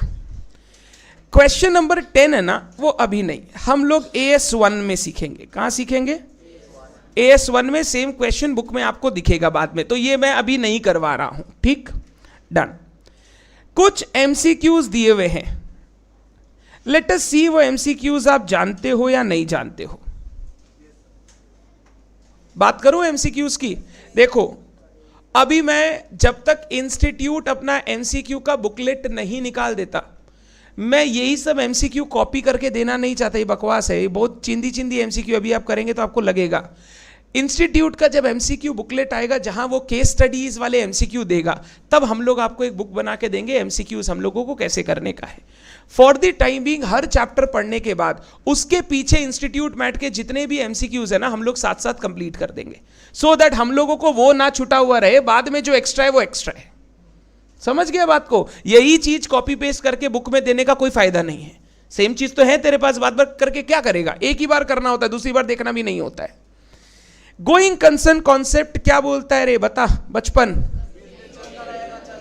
चलता रहेगा, चलता रहेगा। हम लोग ऐसे बोलते हैं, the business, it is assumed that the business will continue to exist in foreseeable future. क्या बोलते हैं? फोरसीएबल। जितनी दूर देख पा रहा हूं, मेरे को ऐसा कोई सर्कमस्टेंस नहीं दिख रहा कि मेरे को मेरा बिजनेस बंद करना पड़े। इसको हम लोग बोलते हैं गोइंग कंसर्न। बचपन में थोड़ा नादानी से बोलते थे, business has an infinite life. अब ये वर्ड यूज नहीं करेंगे, इंफिनिटी इज नथिंग। बोलो फोरसीएबल फ्यूचर में बिजनेस चलेगा, उसका बंद होने का कोई सर्कमस्टेंस एग्जिस्ट नहीं कर रहा है। अगर मैं 5 साल देख पा रहा हूं तो मैं 5 साल देख रहा हूं, मेरा बिजनेस चलेगा, कहीं बंद होने का कोई बात नहीं होगा। सर अचानक से कुछ हो गया वो बात अलग है, उसका कुछ नहीं कर सकते, अनहोनी का कुछ नहीं कर सकते। अदरवाइज नॉर्मल जैसा चल रहा है वैसा चला तो 5 साल तक हमारा बिजनेस में कोई प्रॉब्लम आने वाला नहीं है। इसको बोलते हैं गोइंग कंसर्न। अब ध्यान से ये जो मैंने बोला, पॉइंट ABCD पढ़ और बता कौन सा सही है। सर ए वाला सही है। The business can continue in operational existence for the foreseeable future. 3 point पढ़ तो और क्या दिया हुआ है? The business can not continue, ये तो गोइंग कंसर्न नहीं है, कंटिन्यू, क्योंकि बिजनेस चलेगा वही गोइंग कंसर्न है। The business is continuing to be profitable. Sir profit जरूरी नहीं है, चलेगा ये जरूरी है, प्रॉफिट होगा या नुकसान होगा वो जरूरी। The business can not continue if it is not able to earn profit. ऐसा नहीं है। चल रहे हैं ना सर स्टार्टअप्स, मजे से चल रहे हैं सर, कैश ड्रेनिंग के साथ चल रहे हैं, मजे से एकदम सीना तान के वो हर इंटरव्यू देके जाते हैं। सर करोड़ों रुपए जला दिए तो क्या हुआ सर, बाजार का पैसा था, जैसे आया वैसे ही चला गया। डन है बात। तो ऐसा कुछ नहीं है, प्रॉफिट नहीं होगा तो बिजनेस चलेगा नहीं, सब चलेगा। आज के दिन सब चलता है, लोन उठाओ लंदन जाओ। अरे हाँ ये स्कीम है इंडिया में, लोन उठाओ लंदन जाओ। ठीक,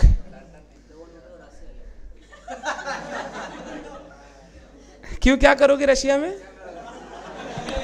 क्या करोगे रशिया में? चलो, मतलब ये लोग ऐसा है, हमारे देश में गोवा जैसी चीज होने के बाद ये लोग इंटरनेशनल घूमने जा रहे हैं। देश का पैसा बाहर दे दे, देखिए आ रहा है, बताओ। इधर ही तो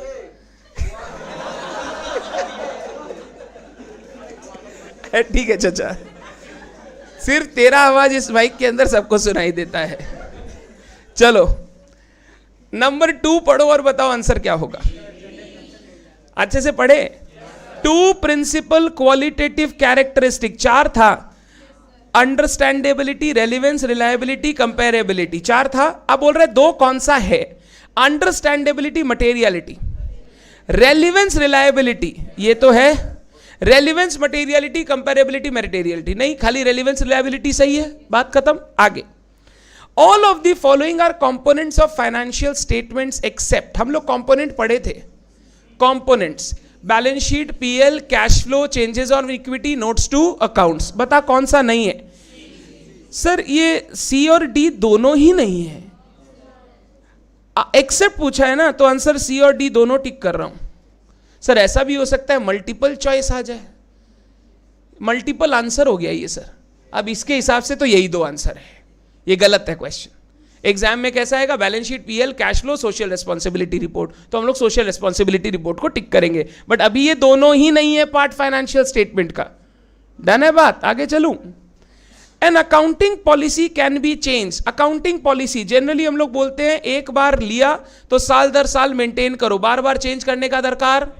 बट सुनना, पॉलिसी चेंज किया जा सकता है। अगर हमको लॉ बोले चेंज करो तो क्या चेंज कर सकते हैं? अगर हमको अकाउंटिंग स्टैंडर्ड बोले चेंज करो तो चेंज करना पड़ेगा। या फिर हम फाइनेंशियल स्टेटमेंट का ट्रू फेयर व्यू देना चाहते हैं तो चेंज करना चाहिए। अगर गलत पॉलिसी यूज कर रहे हो तो बदलना चाहिए। अब बता क्या होगा? सी, both A and B.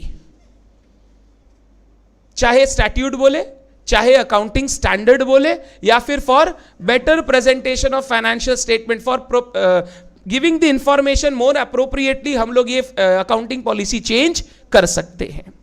Number 5, दीदी ये दोनों एक साथ होना जरूरी है क्या? थोड़ा सा ना एमसीक्यू में ना प्रॉपरली ऑप्शन पढ़ना पड़ेगा। अगर मान लो स्टैट्यूट नहीं बोला बट एएस बोला, विल यू चेंज? हाँ, अगर एएस बोला चेंज तो चेंज। अगर सिर्फ स्टैट्यूट बोला एएस नहीं बोला, will you change? You have to change. तो मतलब दोनों में कोई भी चलेगा, दोनों का बोलना जरूरी, इसीलिए थोड़ा सा पॉइंट अच्छे से पढ़ना पड़ेगा। डन। नेक्स्ट, ये तुम बताओ, ये हमने पढ़ लिया है, अब तुम बताओ। Value of equity, capital change हो सकता है बिकॉज ऑफ, सर या तो इंट्रोडक्शन हुआ, या ड्राइंग्स हुआ, या इनकम एक्सपेंस प्रॉफिट लॉस हुआ तो चेंज होगा। तो कंट्रीब्यूशन और distribution, income earned, expenses incurred, all of the 3।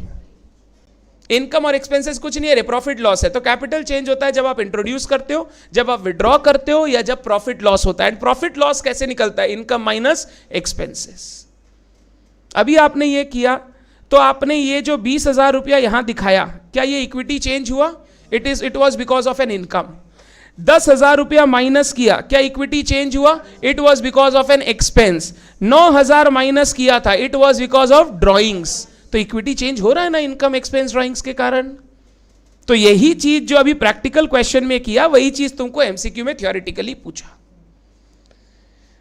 इस टाइप के क्वेश्चन अगर आए ना, तब तो हम लोग फोड़ के आ जाएंगे। But don't expect. I have seen institute developing from May 2012 when I gave my first inter examination till 2023 का मई तक तो हम देख ही लिए, नवंबर 23 भी देख लेंगे, अभी आएगा आप लोग के सामने ही आ जाएगा। The level of paper they are preparing is unparalleled. मतलब हर टर्म में कुछ नया आपको हमेशा पेपर में दिखेगा। सेम क्वेश्चन में भी वो ऐसा ट्विस्ट डालता है ना, तेरे को लगेगा यार देख क्या है आंसर सी था, वो सी में ऐसा चेंज करेगा ना कि सी बना देगा। C stands for Chaman and nothing else to be taken. ठीक है, मीनिंग जो मैं सोच रहा हूं वही आप सोचे, आप अपना मीनिंग ना लगाएं। हाँ, वही सोच रहा है ना जो हम सोच रहे हैं, तब ठीक है। तेरे को खुद को हंसी आ रहा है, बोलने के बाद तेरे को खुद को हंसी आ रहा है। कोई और हंसता तो मैं बोलता चलो वो लोग नादान है, तुम खुद ही हंस रहा है बोल के कि तुम अच्छा है। और तुम लोग के लिए हंसा क्या? तो के बोल छे। डन है क्या बात? ये मेरा बेसिक्स आपके इंस्टीट्यूट मैट में first chapter framework for presentation and preparation of financial statement, ये हमने कंप्लीट कर लिया। 8 क्लास लगा, बहुत नींद ली आपने क्लास में, but what we discussed is of utmost important when you start accounting standards. आप देखेंगे आपको समझ में आएगा कि वो पढ़ी हुई बातें क्यों ज्यादा इंपॉर्टेंट थी। आगे चले, हम लोग कंप्लीट करें इसको। अब हम लोग लिखेंगे नेक्स्ट पॉइंट। आप चाहो तो नेक्स्ट पेज में नया हेडिंग से भी शुरू कर सकते हो, बेसिक्स या introduction to accounting standards. Basics या इंट्रोडक्शन टू अकाउंटिंग स्टैंडर्ड्स, ये वो बेसिक्स का कंटिन्यूएशन ही है, बस मैं पॉइंट नंबर नहीं लिखा के नया पेज में लिखवा रहा हूं। Sir CSR report financial statement में शो करते हैं क्या? अभी देखो एक क्वेश्चन आया है तो बात कर लूं, क्योंकि हो सकता है दूसरे बच्चों को भी डाउट हो। फाइनेंशियल स्टेटमेंट्स और एनुअल रिपोर्ट अलग अलग चीज होती है। अभी जो बच्चा बोल रहा है ना, he is talking about annual report, बस वो वर्ड फाइनेंशियल स्टेटमेंट बोल रहा है but he is talking about annual report. क्या होता है, जितनी भी लिस्टेड कंपनीज वगैरह होती है ना, वो फाइनेंशियल स्टेटमेंट जब अपने स्टेक होल्डर को प्रेजेंट करती है, उसके साथ वो पूरा एक रिपोर्ट में बना के प्रेजेंट करती है, सो दैट वो ये बता सके अपने स्टेक होल्डर्स को हम क्या थे, हम क्या हैं और हम क्या होने वाले हैं या होंगे। ये पूरा एक आउटलुक देने का उनका इच्छा होता है ताकि लोगों को समझ में आए कि वो किस कंपनी के साथ जुड़े हुए हैं। इस एनुअल रिपोर्ट में कुछ बेसिक ज्ञान इन द सेंस कंपनी के बारे में वैसे ज्ञान दिया हुआ रहता है। फिर कंपनी के मैनेजमेंट के जो बड़े बड़े लोग हैं, चेयरमैन, एमडी, सीईओ, सीएफओ, इनके लेटर्स रहते हैं, बताते हैं कि कंपनी क्या आगे करने जा रही है, क्या सोच रही है, वो सब बड़ा बड़ा ज्ञान दिया हुआ रहता है। कुछ फ्यूचर आउटलुक्स के बारे में बताया जाता है कि ये इंडस्ट्री कैसा चल रहा है, हम लोग क्या एक्सपेक्ट कर रहे हैं, वो सब ज्ञान देता है। उसके साथ financial statement as per companies act जो अभी बना रहे हैं वो, एंड कुछ रिपोर्ट्स रिक्वायर्ड स्टैट्यूटरीली, कुछ रिपोर्ट कंपनीज एक्ट बोलता है, कुछ रिपोर्ट सेबी रेगुलेशंस बोलते हैं, कुछ रिपोर्ट अदर रेगुलेटर्स बोलते हैं, वो सारा मिला के कंबाइन करके एक एनुअल रिपोर्ट बना के दिया जाता है। आप अभी अगर वेबसाइट खोलेंगे कोई भी कंपनी के, जैसे RIL रिलायंस इंडस्ट्रीज की वेबसाइट में जाएंगे, इन्वेस्टर रिलेशन एक सेक्शन दिखाई देगा, उसके अंदर एनुअल रिपोर्ट्स का सेक्शन दिखाई देगा। वो एनुअल रिपोर्ट दिखेगी 400, 500, 300 पेज की। अब उसमें सिर्फ फाइनेंशियल स्टेटमेंट नहीं है, फाइनेंशियल स्टेटमेंट उसका एक पार्ट है जो 100-150 पेज कंप्राइज करता है। बाद बाकी पूरा स्टेटमेंट्स, पूरा रिपोर्ट के अंदर बहुत सारी चीजें रहती है जो कंपनी प्रोवाइड करती है, आइदर स्टैट्यूटरीली और कस्टमरीली। कस्टमरी मतलब उसके हिसाब से वो बताना चाहती है आपको इतने सारी चीजें। तो अगर मैं बात करूं सोशल रिस्पॉन्सिबिलिटी रिपोर्ट, जिसको मैं CSR भी बोल सकता हूं, CSR report, corporate social responsibility, पढ़ेंगे आप लॉ में 135 बोलता है कि कंपनी सोसाइटी में काम करता है तो उसका धर्म है कि वो सोसाइटी को वापस कुछ देकर भी जाए। खाली सोसाइटी में माल बेच के पैसा लेके घर नहीं जाना है, जो कमा रहे हो उसका कुछ हिस्सा सोसाइटी में वापस लगाना भी पड़ेगा। बहुत बड़ी बड़ी कंपनीज में देखोगे ये पार्क डेवलपमेंट्स आपको दिखेगा। जैसे फॉर एग्जांपल अगर मैदान जाओगे तो मैदान में वो बिरला प्लानिटेरियम है, उसके पहले एक पार्क है, लिखा रहेगा park maintained by ITC limited, park maintained by this limited. ये CSR इनिशिएटिव्स है जहां पे नेचर, इन्वायरमेंट को प्रोटेक्ट करना। अगर कोई बच्चे, मतलब जो बच्चे अनप्रिविलेज्ड है, अंडर प्रिविलेज्ड है, एजुकेशन नहीं है, खाना नहीं है, उनके लिए वो सब ड्राइव्स करना, एजुकेशन करवाना, खाना देना, ये सब उसके पार्ट है। तो ये सब काम कंपनियों को करना पड़ता है और इसकी रिपोर्ट देनी पड़ती है। पूरे साल भर में कितना खर्चा करना चाहिए था, कितना खर्चा किया, क्या क्या एक्टिविटी में खर्चा किया, वो सब रिपोर्ट देना पड़ता है। सेक्शन 135 बोलता है देना पड़ेगा, तो देना पड़ेगा तो देना पड़ेगा। एक होता है बोर्ड रिपोर्ट, डायरेक्टर्स रिपोर्ट बोलते हैं हम लोग, सेक्शन 134 के अंडर, वो देना पड़ता है, वो भी आपको दिखेगा इसमें। ये सारी जो रिपोर्ट्स है they are not part of financial statements. Financial statement में वही चीजें आई जो मैंने बोला, balance sheet, PL, cash flow, changes in equity and notes to accounts, और उनके साथ अकंपनीड रहता है एक ऑडिटर्स रिपोर्ट। क्या रहता है? Auditors report. पहले तुमको ऑडिटर रिपोर्ट दिखेगा, पहले वो पढ़ लो ऑडिटर क्या बोल रहा है, फिर फाइनेंशियल स्टेटमेंट पढ़ने जाना। अगर ऑडिटर बोलता है इन माई ओपिनियन जो भी सब किया हुआ है सब एकदम सही है, तो हम लोग फाइनेंशियल स्टेटमेंट शांति से एकदम बिना कोई टेंशन के पढ़ सकते हैं, क्योंकि जो लिखा हुआ है वही बात है। अगर ऑडिटर बोलता है मेरे को लगता है इस कंपनी में झोल झाल है, मैं एडवर्स ओपिनियन दे रहा हूं, मेरे को नहीं लगता जो फाइनेंशियल स्टेटमेंट में लिखा है वो सही है, तो जब पढ़ेंगे तो एक मन में डर रहेगा जो पढ़ रहे हैं वो सही है या नहीं है। 100% नहीं है इसी ऑडिटर वो ओपिनियन दिया, बट ये मन में है कि भाई फिर सही क्या है अगर ये गलत है तो हम लोग को एक ऑडिटर ओपिनियन, ऑडिटर्स रिपोर्ट देता है, उसके बाद हमारा फाइनेंशियल स्टेटमेंट शुरू होता है। हमारा क्वेश्चन ये था कंपोनेंट्स ऑफ फाइनेंशियल स्टेटमेंट कौन सा नहीं है। फाइनेंशियल स्टेटमेंट का कंपोनेंट पूछा था, एनुअल रिपोर्ट का कंपोनेंट नहीं पूछा था। एनुअल रिपोर्ट में ये सब आता है, फाइनेंशियल स्टेटमेंट में लास्ट वाली दो चीजें नहीं आती है। बात समझ में है मैं क्या बोल रहा हूं? क्लियर है 100%? I hope your doubt is clear. Sir CSR activity पे टैक्स लगता है? टैक्स नहीं लगता है, बट CSR का खर्चा टैक्स में अलाउ नहीं होता है। मतलब वो खर्चा करके आप उसका टैक्स बेनिफिट नहीं ले सकते। आप ये नहीं बोलेंगे ये मैंने किया तो चलो टैक्स में मेरे को अलाउ करके थोड़ा टैक्स कम लो हमसे, नहीं, आपको टैक्स पूरा देना पड़ेगा, CSR भी करना पड़ेगा। मतलब समझ लीजिए 30% मोदी जी को और 2% उनके बिहाफ में कंट्री को। वाहवाही तो उनकी होती है। सब तो आज जो भी इंडिया में होता है सब तो मोदी जी के लिए ही हो रहा है या मोदी जी ही कर रहे हैं, वैसा बात है। तो 32% तुम समझो चला गया दूसरे कामों में, 30% देश को चलाने के लिए और 2% सोसाइटी का वेलफेयर के लिए। 2% करना पड़ता है प्रॉफिट्स का, एवरेज लास्ट 3 साल के प्रॉफिट का 2% आपको करना पड़ता है। डन है बात? ये सब आप सीखेंगे, लॉ में है आपके सेक्शंस ये सब। डन। अब हम लोग चलते हैं बेसिक्स ऑफ अकाउंटिंग स्टैंडर्ड्स में। ये अकाउंटिंग जो आपने बचपन से आज तक सीखा है ना, क्लास 11, क्लास 12, कुछ बच्चे बीकॉम और कुछ बच्चे फाउंडेशन, ज्यादा बच्चे फाउंडेशन। तो जो बच्चे आपने 11, 12 फाउंडेशन या बीकॉम में अकाउंटिंग आज तक पढ़ा है ना, वो सारी अकाउंटिंग किसी रूल्स से आती होगी, या ऐसे ही बोल दिया ऐसे करना है तो ऐसे करना है, कुछ ना कुछ तो उसके पीछे रूल्स होगा। ये जो रूल्स फॉलो करके हम लोग अकाउंटिंग करते हैं, या जो अकाउंटिंग में रूल्स फॉलो करते हैं, इनको हम लोग बेसिकली बोलते हैं जनरली एक्सेप्टेड अकाउंटिंग प्रिंसिपल्स। क्या बोलते हैं? Generally accepted accounting principal. Generally accepted मतलब ये नॉर्मल सारे ही लोग मानते हैं, ये जनरली एक्सेप्टेड प्रिंसिपल है। भाई आपको अकाउंटिंग करना है तो ऐसे करना पड़ेगा। और अगर आप जनरली एक्सेप्टेड प्रिंसिपल से करोगे तभी तो कोई इंसान जब फाइनेंशियल स्टेटमेंट पढ़ेगा वो समझ पाएगा कि इसका मतलब ये है, इसका मतलब।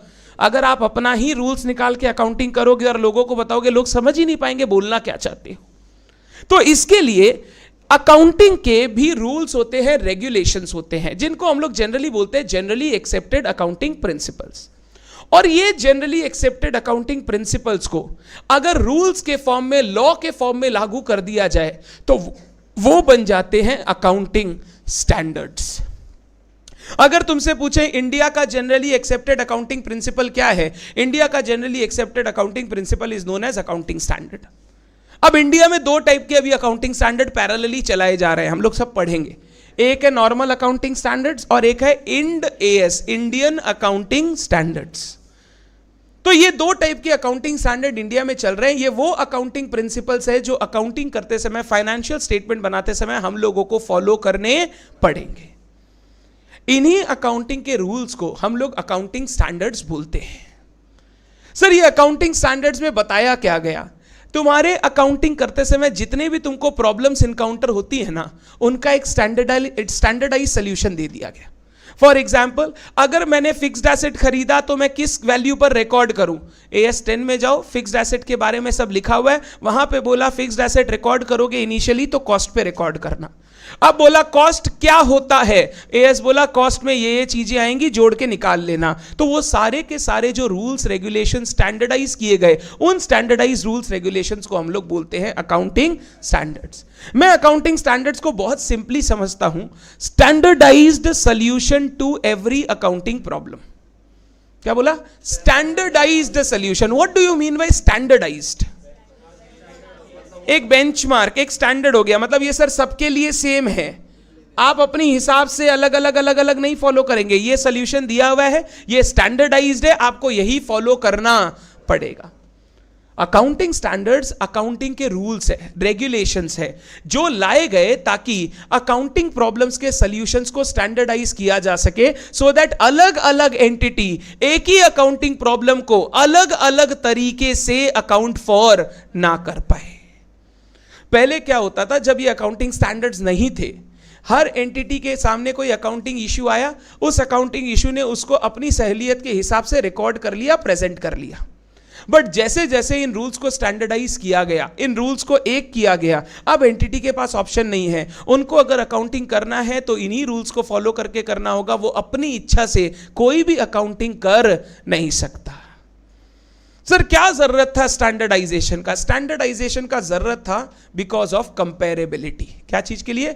कंपेरेबिलिटी। हमने बोला आपका financial statement qualitative characteristic fulfil करे, और क्वालिटेटिव कैरेक्टरिस्टिक का सबसे इंपॉर्टेंट एक कैरेक्टरिस्टिक है कंपेरेबिलिटी। अगर आपका फाइनेंशियल स्टेटमेंट लेकर मैं दूसरी कंपनी के साथ कंपेयर करके डिसीजन नहीं ले पा रहा, या आपके फाइनेंशियल स्टेटमेंट को आपकी पुरानी परफॉर्मेंस से मैं कंपेयर नहीं कर पा रहा, तो मैं प्रॉपर डिसीजन इन्वेस्टमेंट्स के ले ही नहीं सकता। और अगर मेरे को 2 अलग अलग कंपनी के फाइनेंशियल स्टेटमेंट्स को कंपेयर करना है, तो we need to ensure that दोनों जो फाइनेंशियल स्टेटमेंट बने हुए हैं वो सेम रूल्स पर बने हुए होने चाहिए। अगर हम कोई और रूल से बना रहे हैं, हम कोई और एस्टिमेशंस ले रहे हैं, हम कोई और तरीके से अकाउंटिंग कर रहा है और सामने वाला किसी और तरीके से अकाउंटिंग कर रहा है, तो वो कंपैरिजन पॉसिबल, और होगा भी तो वो मीनिंगफुल रिजल्ट या सही रिजल्ट नहीं देगा। इसी चीज को करने के लिए अकाउंटिंग रूल्स को टाइम बाय टाइम स्टैंडर्डाइज कर दिया गया by preparing a set of standard rules and regulation known as accounting standards. बोला accounting standards are written policy documents. क्या बोला?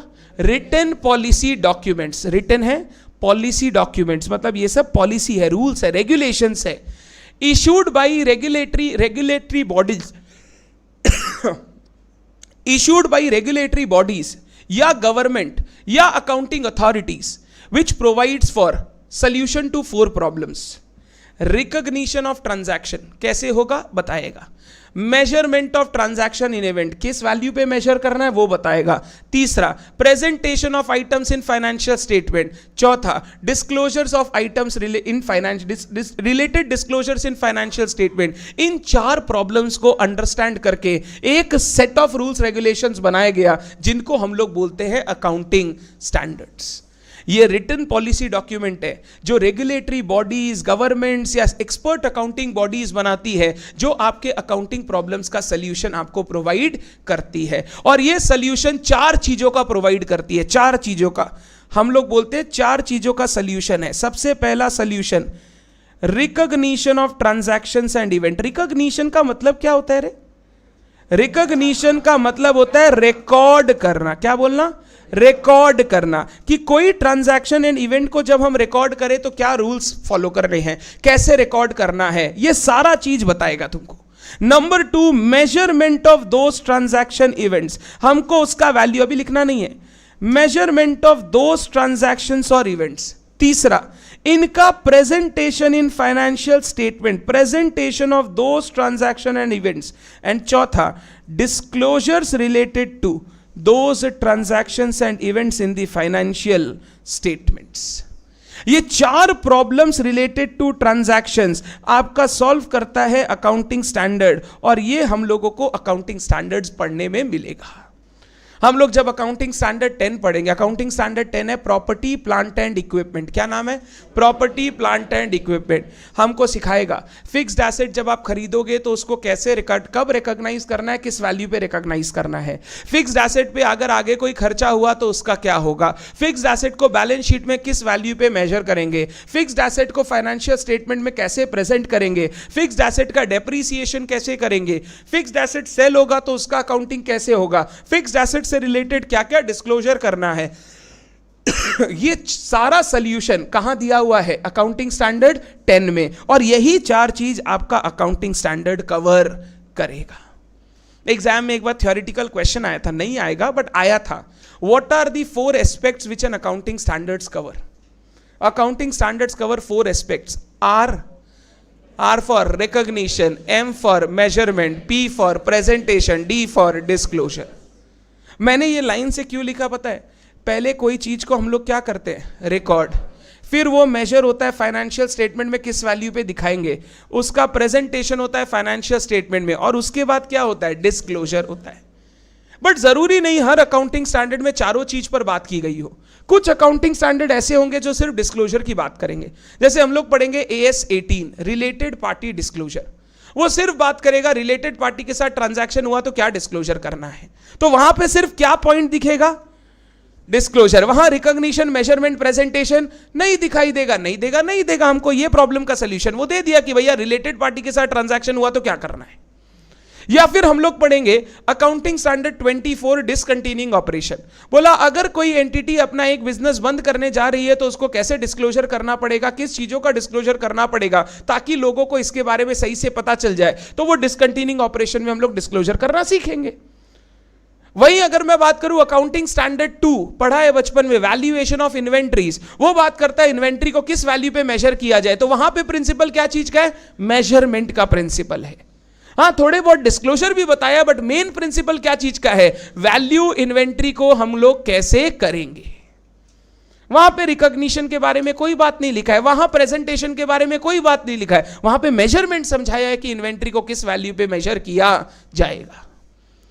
तो आप जब अकाउंटिंग स्टैंडर्ड पढ़ेंगे ना, हर अकाउंटिंग स्टैंडर्ड इन 4 में या 4 में कोई 1 2 3 को आपको बताएगा सॉल्यूशन, और वही स्टैंडर्डाइज सॉल्यूशन को अकाउंटिंग स्टैंडर्ड्स कहा जाता है।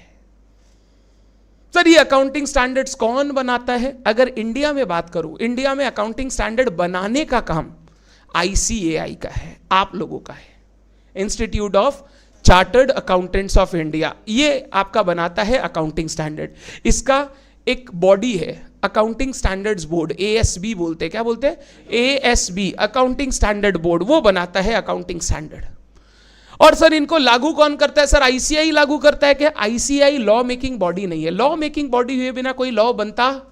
लॉ मेकिंग का काम किसका है? गवर्नमेंट का। सेंट्रल गवर्नमेंट लागू करता है अकाउंटिंग स्टैंडर्ड को। अगर मैं बात करूं कंपनीज का, क्योंकि कंपनीज के ऊपर कंपनीज एक्ट है, कंपनीज एक्ट कौन बनाया? सेंट्रल गवर्नमेंट, तो उसको लागू करने का भी पावर किसका है? Central government. तो अकाउंटिंग स्टैंडर्ड बनाता ICAI है, उसको लागू करने का काम सेंट्रल गवर्नमेंट करता है फॉर कॉर्पोरेट एंटिटीज, कंपनीज के लिए। सर क्या अकाउंटिंग स्टैंडर्ड सिर्फ कंपनीज फॉलो करती है? नहीं, सबको फॉलो करना पड़ता है। तो सर सबके लिए और दूसरों के लिए कौन लाता है? ICAI बाई रूल्स लेकर आ जाता है। और ICAI ये नहीं बोलता अविनाश संचेती तुमको नवीन क्लासेस में अकाउंटिंग स्टैंडर्ड फॉलो करना पड़ेगा, नहीं। बट ICAI अपने CA लोग को बोल के रखता है, तुम अगर नवीन क्लासेस की ऑडिट करो ना, ध्यान रखना उसका फाइनेंशियल स्टेटमेंट अकाउंटिंग स्टैंडर्ड पे बना हुआ होना। अगर अकाउंटिंग स्टैंडर्ड फॉलो नहीं हुआ तो तुम ध्यान रखना तुमको फॉलो करवाना। मतलब ICAI सब पे रोब नहीं जमा सकता, वो सिर्फ किस पे रोक जमा सकता है? चार्टर्ड अकाउंटेंट्स पे। वो अपने चार्टर्ड अकाउंटेंट को बोल दिया तुम लोग जब भी इन एंटिटीज को सर्विस दो, तुम इंश्योर करना कि इन्होंने अकाउंटिंग स्टैंडर्ड्स को फॉलो किया है। नहीं तो सोल प्रोप्राइटरशिप, पार्टनरशिप में कहीं पर भी ऐसा नहीं लिखा हुआ है कि आपके financial statement accounting standard follow करके बनाने चाहिए। बट वो नहीं फॉलो करेंगे तो किसको फॉलो करेंगे? क्योंकि रूल्स ऑफ अकाउंटिंग ही वही है। तो हम अगर रूल के हिसाब से अकाउंटिंग करेंगे तो हमको भी फॉलो वही करना। बट कभी कभी क्या होता है, थोड़ा चीज ऊपर नीचे करने के लिए हम लोग अकाउंटिंग स्टैंडर्ड को बाईपास करते हैं। अगर मेरे यहाँ CA आके ऑडिट कर रहा है तो मैं वो बाईपास नहीं कर सकता, क्योंकि CA मेरे को झट से मना कर देगा ये सही नहीं है। तो ये अकाउंटिंग स्टैंडर्ड्स बनाता ICAI है। अगर मैं बात करूं कॉर्पोरेट एंटिटीज की तो उस पर लागू करता है सेंट्रल गवर्नमेंट। अगर मैं बात करूं नॉन कॉर्पोरेट एंटिटीज की तो उस पर लागू करता है institute of chartered accountants of India. But उसके पास लागू करने का पावर नहीं है, तो उसने क्या किया? अपने CA लोग को बोल दिया तुम लोग जहां भी काम करेगा इंश्योर अकाउंटिंग स्टैंडर्ड फॉलो होना चाहिए। तो इनडायरेक्टली फॉलो सबको करना। सर क्या खाली बिजनेस एंटिटीज को फॉलो करना है कि दूसरों को भी करना पड़ेगा? बोला जो भी एंटिटी अगर उसका बिजनेस का 1% भी, 1% भी अगर उसको कोई कॉमर्शियल एक्टिविटी, बिजनेस एक्टिविटी से आ रहा है तो उनको अकाउंटिंग स्टैंडर्ड फॉलो करना पड़ेगा। तो अगर कोई चैरिटेबल ट्रस्ट है, चैरिटेबल ट्रस्ट, अब वो चैरिटेबल ट्रस्ट में भी पैसा आ जा रहा है, इकोनॉमिक एक्टिविटी हो रहा है, कमर्शियल एक्टिविटीज हो सकता है कहीं कहीं पर, जैसे एस्कॉन दुकानें खोलकर अपनी बुक्स बेच रहा है, जैसे एस्कॉन रेस्टोरेंट खोल रहा है गोविंदास और वहां से कस्टमर्स को गुड्स बेच रहा है, कर रहा है कि नहीं कर रहा है? तो अगर उनका कोई भी पोर्शन कमर्शियल एक्टिविटी या बिजनेस एक्टिविटी है तो उस पोर्शन पे अकाउंटिंग स्टैंडर्ड लागू हो जाएगा। सर अगर मान लो कोई ऐसी एंटिटी है जो पूरा का पूरा ही नॉन कमर्शियल एक्टिविटी कर रही है, कोई कमर्शियल एक्टिविटी नहीं है, कोई sale of good, sale of services नहीं है, इन दैट केस उस पर फिर अकाउंटिंग स्टैंडर्ड लागू करने का दरकार नहीं है। बट ऐसा होता नहीं है। आप देखोगे हर बिजनेस, हर एंटिटी में कोई ना कोई एक आधा पोर्शन भी हो तो वो, जैसे बहुत सारे आप देखोगे वृद्ध आश्रम है। अब वृद्ध आश्रम में भी क्या होता है ना, वृद्ध आश्रम को चलाने के लिए पैसा चाहिए, हमेशा डोनेशन आए जरूरी। तो बहुत वृद्धाश्रम देखोगे अलग अलग टाइप के छोटे छोटे एक्टिविटीज करते हैं, जैसे कागज का ठोंगा बनाना। वो लोग क्या करते हैं, कागज इकट्ठा करते हैं, ठोंगा बनाते हैं, और जो शॉप्स वॉप्स है वहां पे ठोंगा बेच के थोड़ा थोड़ा पैसा लाते हैं ताकि वो चल सके। या आप बहुत बार देखे होंगे कुछ इंसान जो दिव्यांग होते हैं, किसी की मतलब फॉर एग्जाम्पल आंखें नहीं है, वो दिव्यांग इंसान लोग तुम लोग देखेगा वो बेचते हैं, अगरबत्तियां बेचते हैं। उनको ऐसा नहीं है कोई फोर्स कर रहा है तुम जाके बेच के आओ वगैरह वगैरह। उनका जो ऑर्गेनाइजेशन है ना, जो उनको रखता है, जो उनको मैनेज करता है, जो उनको खाना वाना सब देता है, वो ऑर्गेनाइजेशन क्या किया, अपना रेगुलर ये पैसा खर्चा चलाने के लिए उन्होंने अगरबत्ती बनाने का एक छोटा सा काम कर लिया। वो अगरबत्ती बना के इनको बोलते हैं आप लोग सेल करके आओ, क्योंकि अगर पैसा नहीं आएगा तो हम लोग वो धंधा चला ही नहीं पाएंगे। कैसे चलाएंगे आप? तो कहीं ना कहीं कमर्शियल एक्टिविटीज है, अगर कमर्शियल एक्टिविटीज है तो फिर आपको अकाउंटिंग स्टैंडर्ड फॉलो करना पड़ेगा।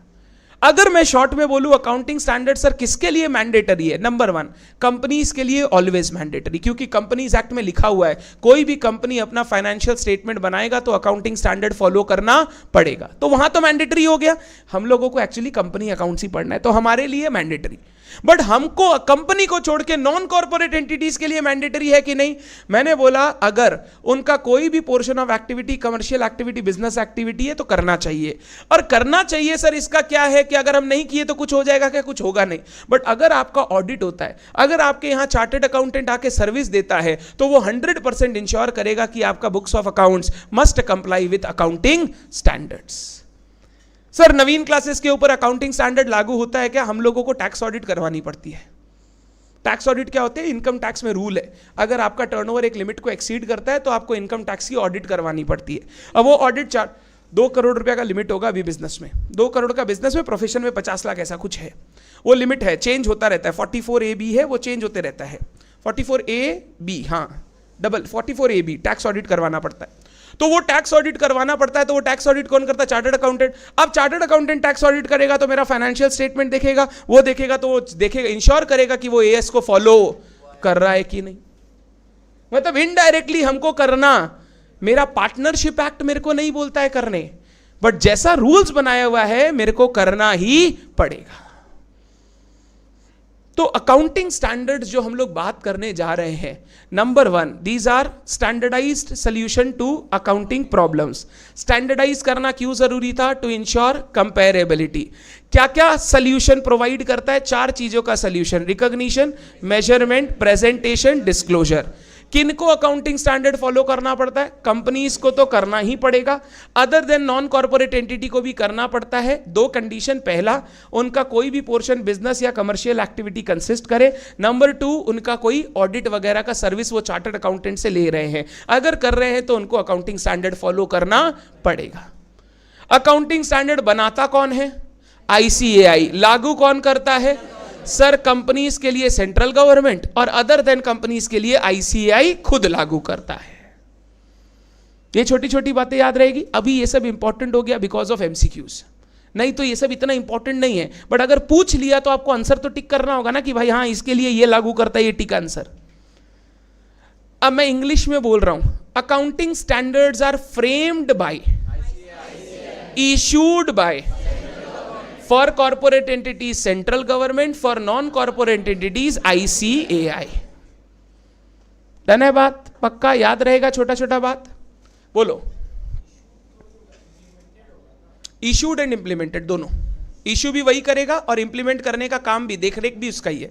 गवर्नमेंट का एक बॉडी है नाफरा, नया बना है 132, section number 132 NFRA, national financial reporting authority. उसका काम है टू सी कि सब कुछ फॉलो हो रहा है कि नहीं हो रहा है। हाँ, और ये इंश्योर करना कि कंपनीज जो फाइनेंशियल स्टेटमेंट्स वगैरह बना रही है वो सही से बन रहा है कि ओवरसी करेगा वो सारा फाइनेंशियल रिपोर्टिंग को। और ये नाफरा बहुत जो आया है ना, वो CA इंस्टीट्यूट के काम को देख रेख करने के लिए ही समझ लो बनाया गया है, क्योंकि CA को बहुत बड़ी रिस्पॉन्सिबिलिटी दी गई है इंडिया में। तुम्हारा पावर कम नहीं है भाई। हम लोग उनको देखते हैं जो खड़गपुर IIT में जा रहा है, जो IIT में जा रहा है, हमको लगता है साला क्या पढ़ा होगा। तुम कम नहीं हो, तुम जो पढ़ रहे हो ना वो बड़े बड़े छोड़ के चले गए, बोले हमसे ना हो पाई। हाँ वो सही है कि नहीं पता नहीं, बट देखो राहुल द्रविड़ वाला सही है कि नहीं पता नहीं। टाटा जी बोल दिया, हम ऐसा कुछ नहीं बोले थे जो मेरे नाम पे CA के लिए बोला जाता है। टाटा जी के नाम से देखोगे बहुत जगह एक तो फोटो घूमेगा, I need chartered accountants to managers to run my, मतलब manage my business, but I need chartered accountants to run the business, ऐसा लिखा हुआ रहेगा बड़ा सारा इज्जत देके। तो उनसे पूछा गया कि आपने ऐसा कुछ बोला? उन्होंने रिटन में बोला मैंने ऐसा कुछ नहीं बोला भाई। तो वो कहीं सुनी पर मत जाओ, बट रियली हमारा रोल जो है वो बहुत इंपॉर्टेंट है इस इकोनॉमी में, इस नेशन में। अपने सोच नहीं सकते अपने लिए क्या अपॉर्चुनिटी अभी आगे खड़ा है। जितने इंडियन चार्टर्ड अकाउंटेंट्स हैं, दुबई में जो जोर हायरिंग चल रहा है ना इंडियन चार्टर्ड अकाउंटेंट्स का, मतलब मेरे घर के आसपास में 3-4 लोग ऐसे हैं जो इंडिया में CA कंप्लीट किए, अभी दुबई में सब नौकरी कर रहे हैं। कंपनी घर भी दे रहा है, कंपनी गाड़ी भी दे रहा है, कंपनी बोल रहा है यहां बैठ के काम संभालो। अरे सर दुबई में जिंदगी आगे का, अरे हम लोग को अच्छा नहीं लगता, लोगों को अच्छा लगता है, हमको तो यही इंडिया ही ठीक है। कलकत्ता बोलो या इंडिया बोलो, इंडिया ठीक है हमारा। हर चीज पर, हर काम काज पर नजर रखता है, बिल्कुल रखता है। ऑडिटर्स का अगर कहीं गलत कर रहा है तो उनका पेनल एक्शन वगैरह हुआ कि नहीं, पनिशमेंट वगैरह हुआ कि नहीं, उनका लाइसेंस कैंसिल हुआ कि नहीं, सब देख रेख कर रहा है। इसीलिए आईसीआई को बहुत स्ट्रिक्ट होना पड़ गया। अब थोड़ा मोड़ा छोटा मोटा चीज होता है तो सीधा लाइसेंस कैंसिल। सेंट्रल गवर्नमेंट का अथॉरिटी है, मिनिस्ट्री ऑफ फाइनेंस में सेंट्रल गवर्नमेंट का अथॉरिटी। ना ना, अलग अलग जगह के लोग होते हैं। जैसे अपने आईसीआई इंस्टीट्यूट के जो प्रेसिडेंट है वो भी उसमें एक पार्ट रहते हैं। That is a body, body के अंदर बहुत सारे लोग रहते हैं, मिला मिला के सब रहते हैं लोग वहां पे। पहले बताइए अकाउंटिंग स्टैंडर्ड क्या है, ये बेसिक समझ में आया। अब मैं तेरे को बोल रहा हूं अकाउंटिंग स्टैंडर्ड लाने का फायदा क्या है। पहला मैंने बोल दिया to ensure comparability. Standardize solution आने से फायदा क्या होगा, कंपेरेबल रहेगा हमारा फाइनेंशियल स्टेटमेंट। आपको इधर उधर देखने का जरूरत नहीं है क्योंकि सबका फाइनेंशियल स्टेटमेंट सेम रूल से बना हुआ है। दूसरा, अकाउंटिंग स्टैंडर्ड लाया गया ताकि कंपनीज को थोड़ा सा फोर्स किया जा सके फॉर बेटर डिस्क्लोजर्स, क्योंकि जो कंपनी लॉ में डिस्क्लोजर्स है वो बहुत मिनिमम है। अगर और अपने को फाइनेंशियल स्टेटमेंट्स का क्वालिटी बढ़ाना है तो हम लोगों को डिस्क्लोजर चाहिए कि भाई ये आइटम से रिलेटेड इंपॉर्टेंट बातें ये है तो बताओ, ये आइटम से रिलेटेड ऐसी ऐसी बातें हैं तो बताओ। वो डिस्क्लोजर कहां बोले गए, अकाउंटिंग स्टैंडर्ड में। ये बोलने से क्या फायदा हुआ, जितना ज्यादा डिस्क्लोजर होगा उतना ज्यादा इंफॉर्मेशन हमारे काम का इररेलेवेंट नहीं होगा। रेलिवेंट इंफॉर्मेशन डिस्क्लोज कीजिए ताकि स्टेक होल्डर जो पढ़ने वाला है वो फाइनेंशियल स्टेटमेंट को इजीली समझ सके।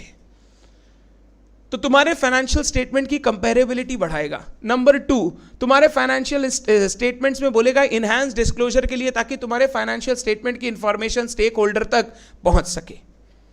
ये स्टैंडर्डाइज करने का फायदा हुआ, ये अकाउंटिंग स्टैंडर्ड लाने का फायदा हुआ। क्यों अकाउंटिंग स्टैंडर्ड लाया गया, उसका रीजन है। सर अकाउंटिंग स्टैंडर्ड का कुछ नुकसान भी है क्या?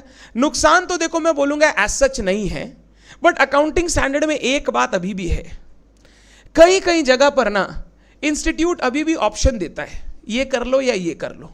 जैसे बचपन याद दिला रहा हूं, बचपन इन्वेंट्री वैल्यू मेजर करते थे, याद है? इन्वेंट्री का वैल्यू मेजर करते थे, कॉस्ट फॉर्मूला यूज करते थे, फीफो भी यूज करना अलाउड था, वेटेड एवरेज भी यूज करना अलाउड था, किए थे हम लोग बचपन में। अगर मैं उसको छोड़ के और कुछ बताने की कोशिश करूं तो फिक्स्ड एसेट को जब हम लोग बैलेंस शीट में मेजर करते हैं ना, बैलेंस शीट में एक तरीका होता है कॉस्टलेस डेप्रिसिएशन कर लो, एक तरीका होता है रीवैल्यूएशन कर लो। क्या कर लो? रीवैल्यूएशन। अब अगर अलग अलग ऑप्शन दे देगा तो क्या entity 1 option 1 and entity 2 option 2 choose कर सकती है? क्या वो करने से भी within the ambit of accounting standard ही सब कुछ चल रहा है? अब यहां पर कंपेरेबिलिटी कहीं ना कहीं थोड़ी बहुत मार खा जाती है, बट ये ऑप्शंस देना जरूरी है so that financial reporting rigid ना हो। अब अगर तुमने बोल दिया हम इन्वेंट्री सिर्फ वेटेड एवरेज पर ही वैल्यू करने देंगे, अब कोई एंटिटी बोल रहा है सर मेरा first in first out move हो रहा है, मेरे को पता है ये इन्वेंट्री का वैल्यू ये होना चाहिए, तो आप वेटेड एवरेज क्यों बोल रहे हो जो कि सही मेजर मेरे लिए? इसीलिए थोड़ा सा अलाउ करना पड़ता है so that her entity proper financial information present कर सके। बट ये एक थोड़ा सा ड्रॉबैक भी हो जाता है क्योंकि कौन सी एंटिटी क्या सेलेक्ट की है, कौन सी एंटिटी ने सही सिलेक्शन किया है कि नहीं किया है, ये डिटरमाइन करना कभी कभी डिफिकल्ट हो जाता है। अदरवाइज अकाउंटिंग स्टैंडर्ड्स का कोई डीमेरिट नहीं है, अकाउंटिंग स्टैंडर्ड बनाए इसलिए गया ताकि फाइनेंशियल रिपोर्टिंग कैपेबिलिटीज को इनहैंस किया जा सके। ये बेसिक बात पहले अकाउंटिंग स्टैंडर्ड से रिलेटेड सबको पता होनी चाहिए। क्लियर है? पक्का? आइए थोड़ा नोट डाउन कीजिए। बेसिक्स ऑफ अकाउंटिंग स्टैंडर्ड्स का पॉइंट 1,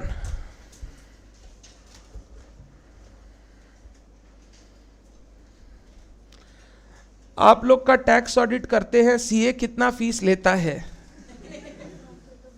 क्या करेंगे? सीए फीस क्या लेगा? कुछ नहीं, हम लोग का ज्यादा तो है ही नहीं, 10,000 15,000 रुपया देते और क्या देते, वो भी बाद में। हाँ, होने के बाद काम वाम करो फिर देंगे। नहीं नहीं नहीं, हम लोग वैसा नहीं करते क्योंकि हम भी सीए है ना, हम समझते हैं वो दुख जब पैसा लटक लटक के आता है। नहीं नहीं, ऐसा नहीं है, हम लोग कुछ नहीं करते इसीलिए वो सब कुछ करके जाता है।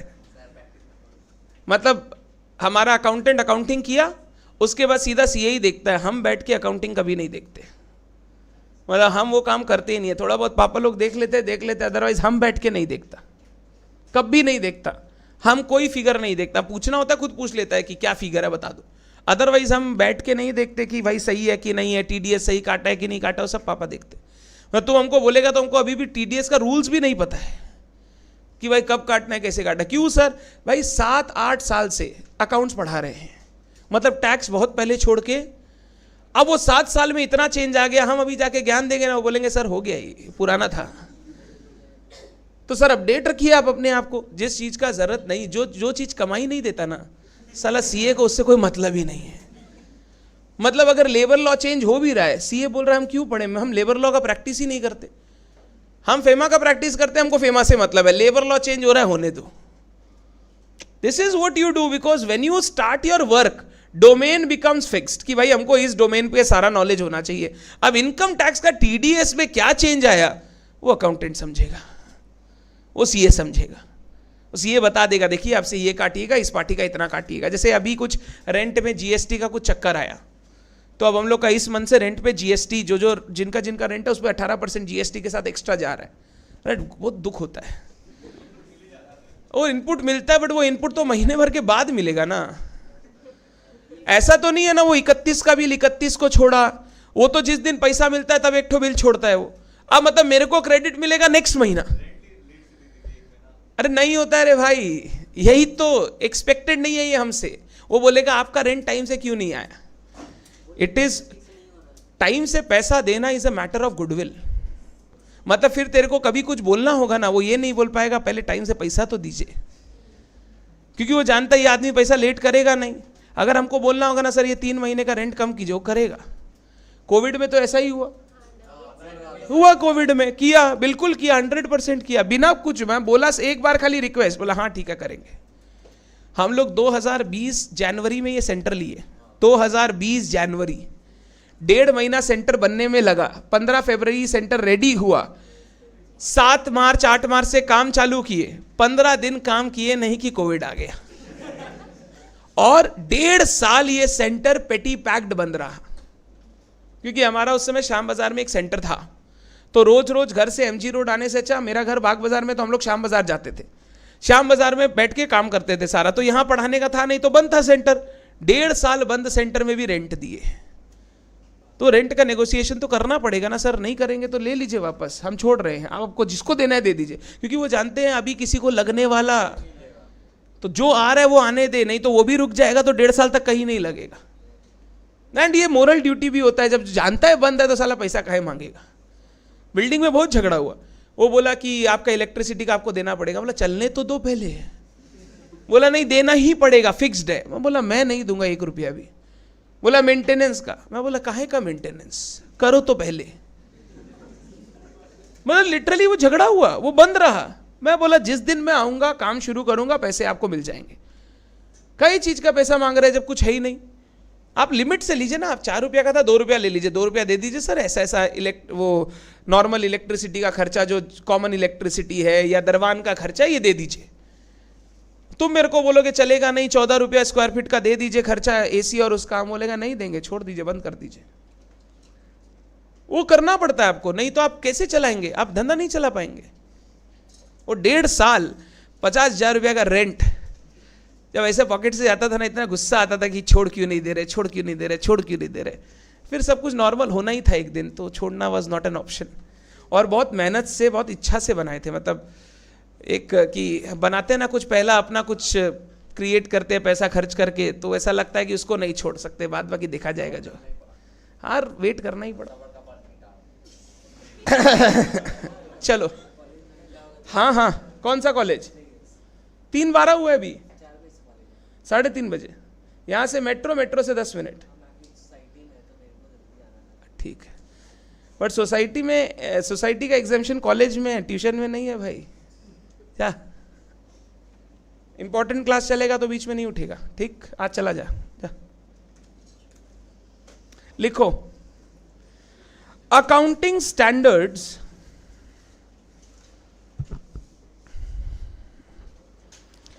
आर रिटन पॉलिसी डॉक्यूमेंट्स, बात करेंगे अनीश, सब आएगा। Are written policy documents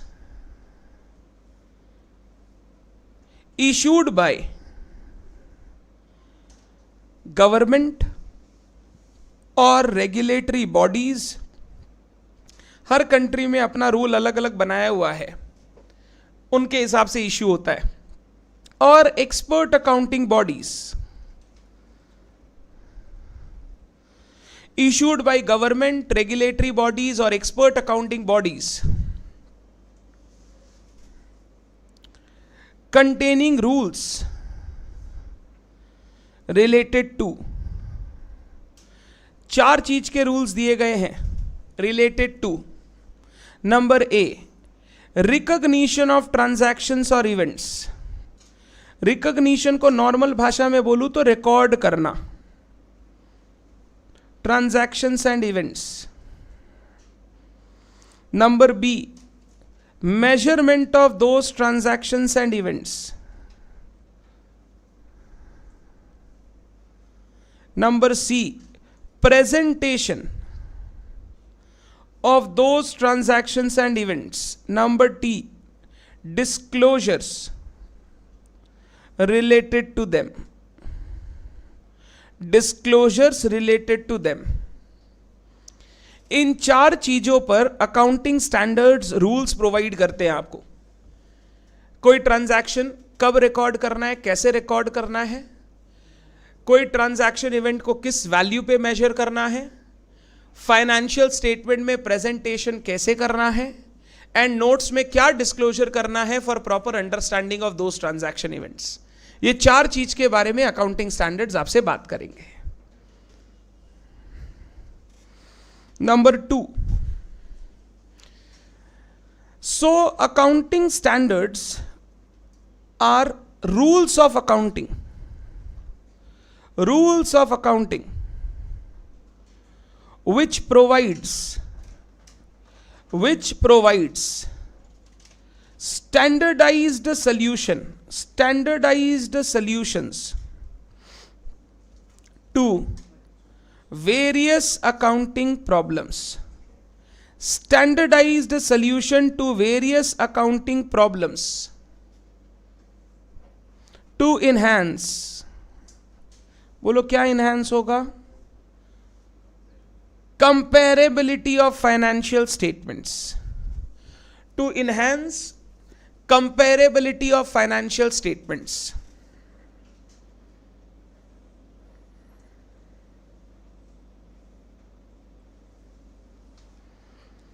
Number 3,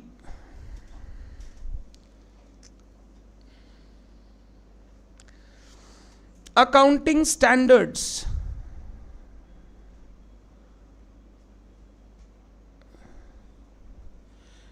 shall be followed by all entities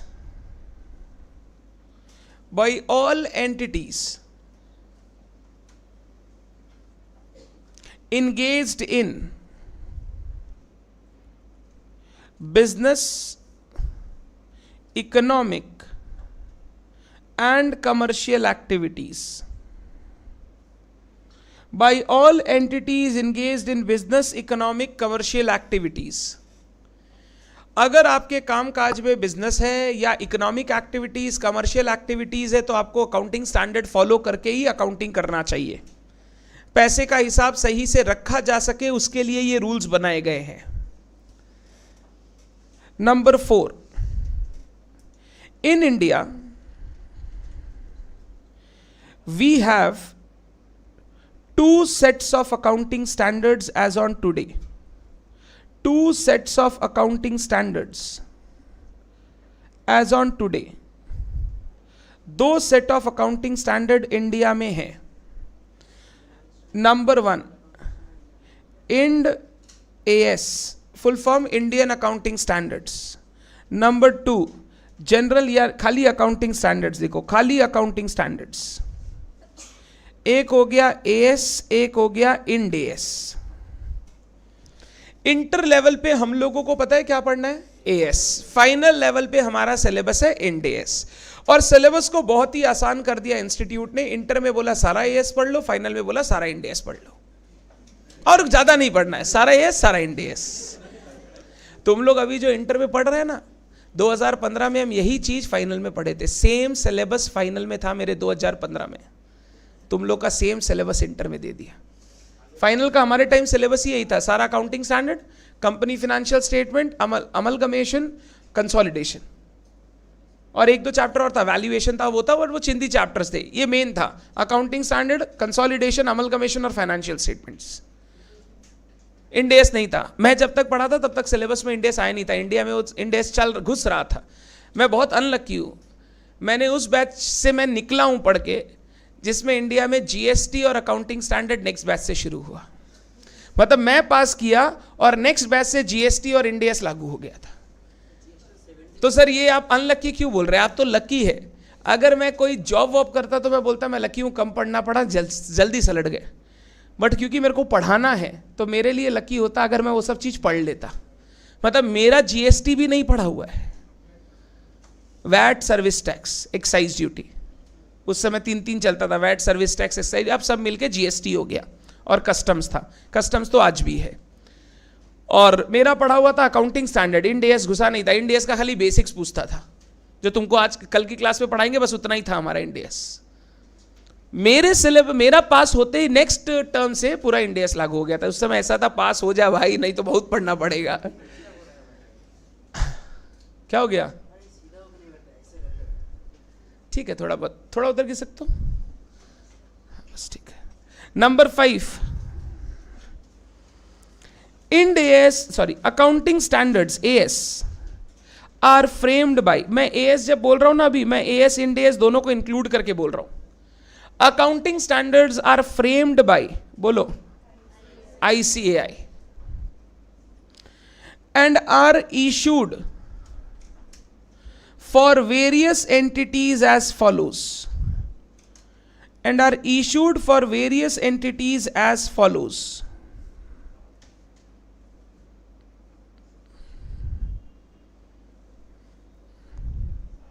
For corporate entities, बोलो, issued by central government, MCA issue करता है, मिनिस्ट्री ऑफ कॉर्पोरेट अफेयर्स, जो कंपनीज एक्ट संभालता है। कॉर्पोरेट एंटिटीज के लिए इश्यूड बाय सीजी, आप लिख सकते हो MCA, ministry of corporate affairs. And non corporate entities like proprietorship, partnership etcetera, ICAI.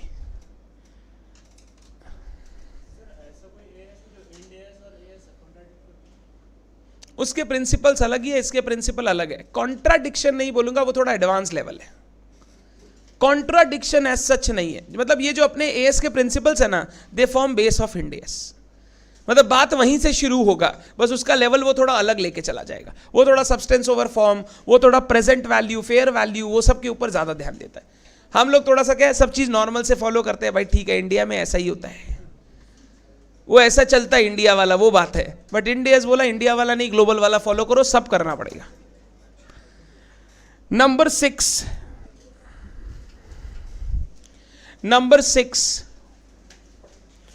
Benefits of accounting standards.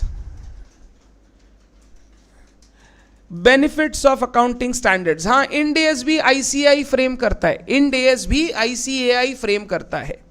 ICI का काम देखरेख करती है नाफरा, नेशनल फाइनेंशियल रिपोर्टिंग अथॉरिटी। तो आईसीआई बनाता है, नाफरा देखरेख करता है, फाइनल होने के बाद गवर्नमेंट इशू कर देता है।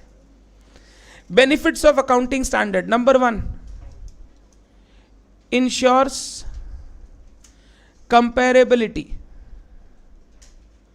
Comparability of financial statements. ये कंपेरेबिलिटी बताओ क्यों हो पाता है?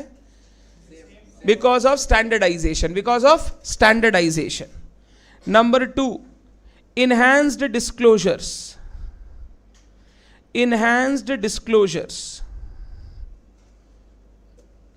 Number 3, standardization of diversified accounting practices. Standardization of diversified accounting practices. Diversified accounting practices.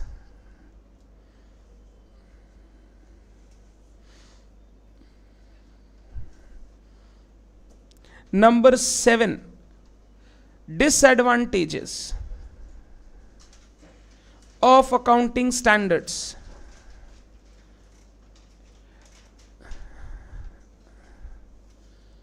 Disadvantages, number A लिखो, standardization may sometime tend to rigidity. Standardization के कारण कभी कभी ना रिजिडिटी आ जाता है। रिजिडिटी और फ्लेक्सिबिलिटी समझते हो? फ्लेक्सिबिलिटी मतलब हम अगर कोई और ऑप्शन सही है तो उसको चूज कर सकते हैं, बट क्योंकि यहां स्टैंडर्डाइजेशन है, मेरे पास वो ऑप्शन नहीं है, मेरे को जो लिखा हुआ है वही फॉलो करना पड़ेगा। Number 2, difficulty in making choices. Difficulty in making choices among various options given in accounting standards. Among various options given in accounting standards. Difficulty in making choices among various options given in accounting standards. कहीं कहीं पर अभी भी accounting standards में पूरा standardisation नहीं है, options दिया गया है। अब उस ऑप्शन में हम कौन सा चूज करें कभी कभी ना डिफिकल्ट हो जाता है वो समझना, और अगर गलत चूज कर लिए तो फिर financial statement true and fair नहीं होगा। ये कभी कभी डिसएडवांटेज लगता है अकाउंटिंग स्टैंडर्ड्स का। अदरवाइज स्टैंडर्ड्स लाए ही गए थे फॉर एन एडवांटेज कि सारा फाइनेंशियल स्टेटमेंट एक ही रूल से बना हुआ होना चाहिए। डन है बात? जाओ, आज के लिए इतना ही, कल शुरू करेंगे आगे। अरे क्लास बहुत जल्दी खत्म हो जाता है यार। हाँ, टाइम हो गया बट टाइम कम है यार।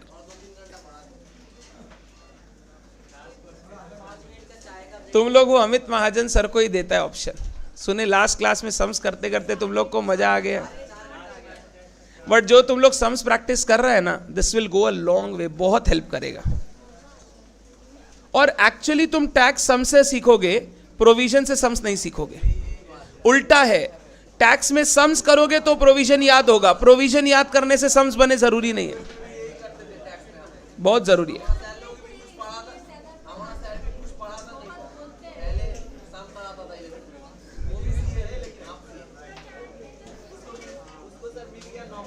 सम टाइम टेंड, TEND, टेंड,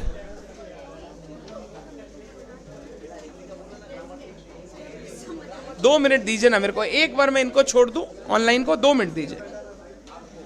ट्रैकिंग आईडी गौरव आज या कल आपको मिल जाएगा। आज कुछ बच्चों को मिल जाएगा, कल कुछ बच्चों को मिल जाएगा।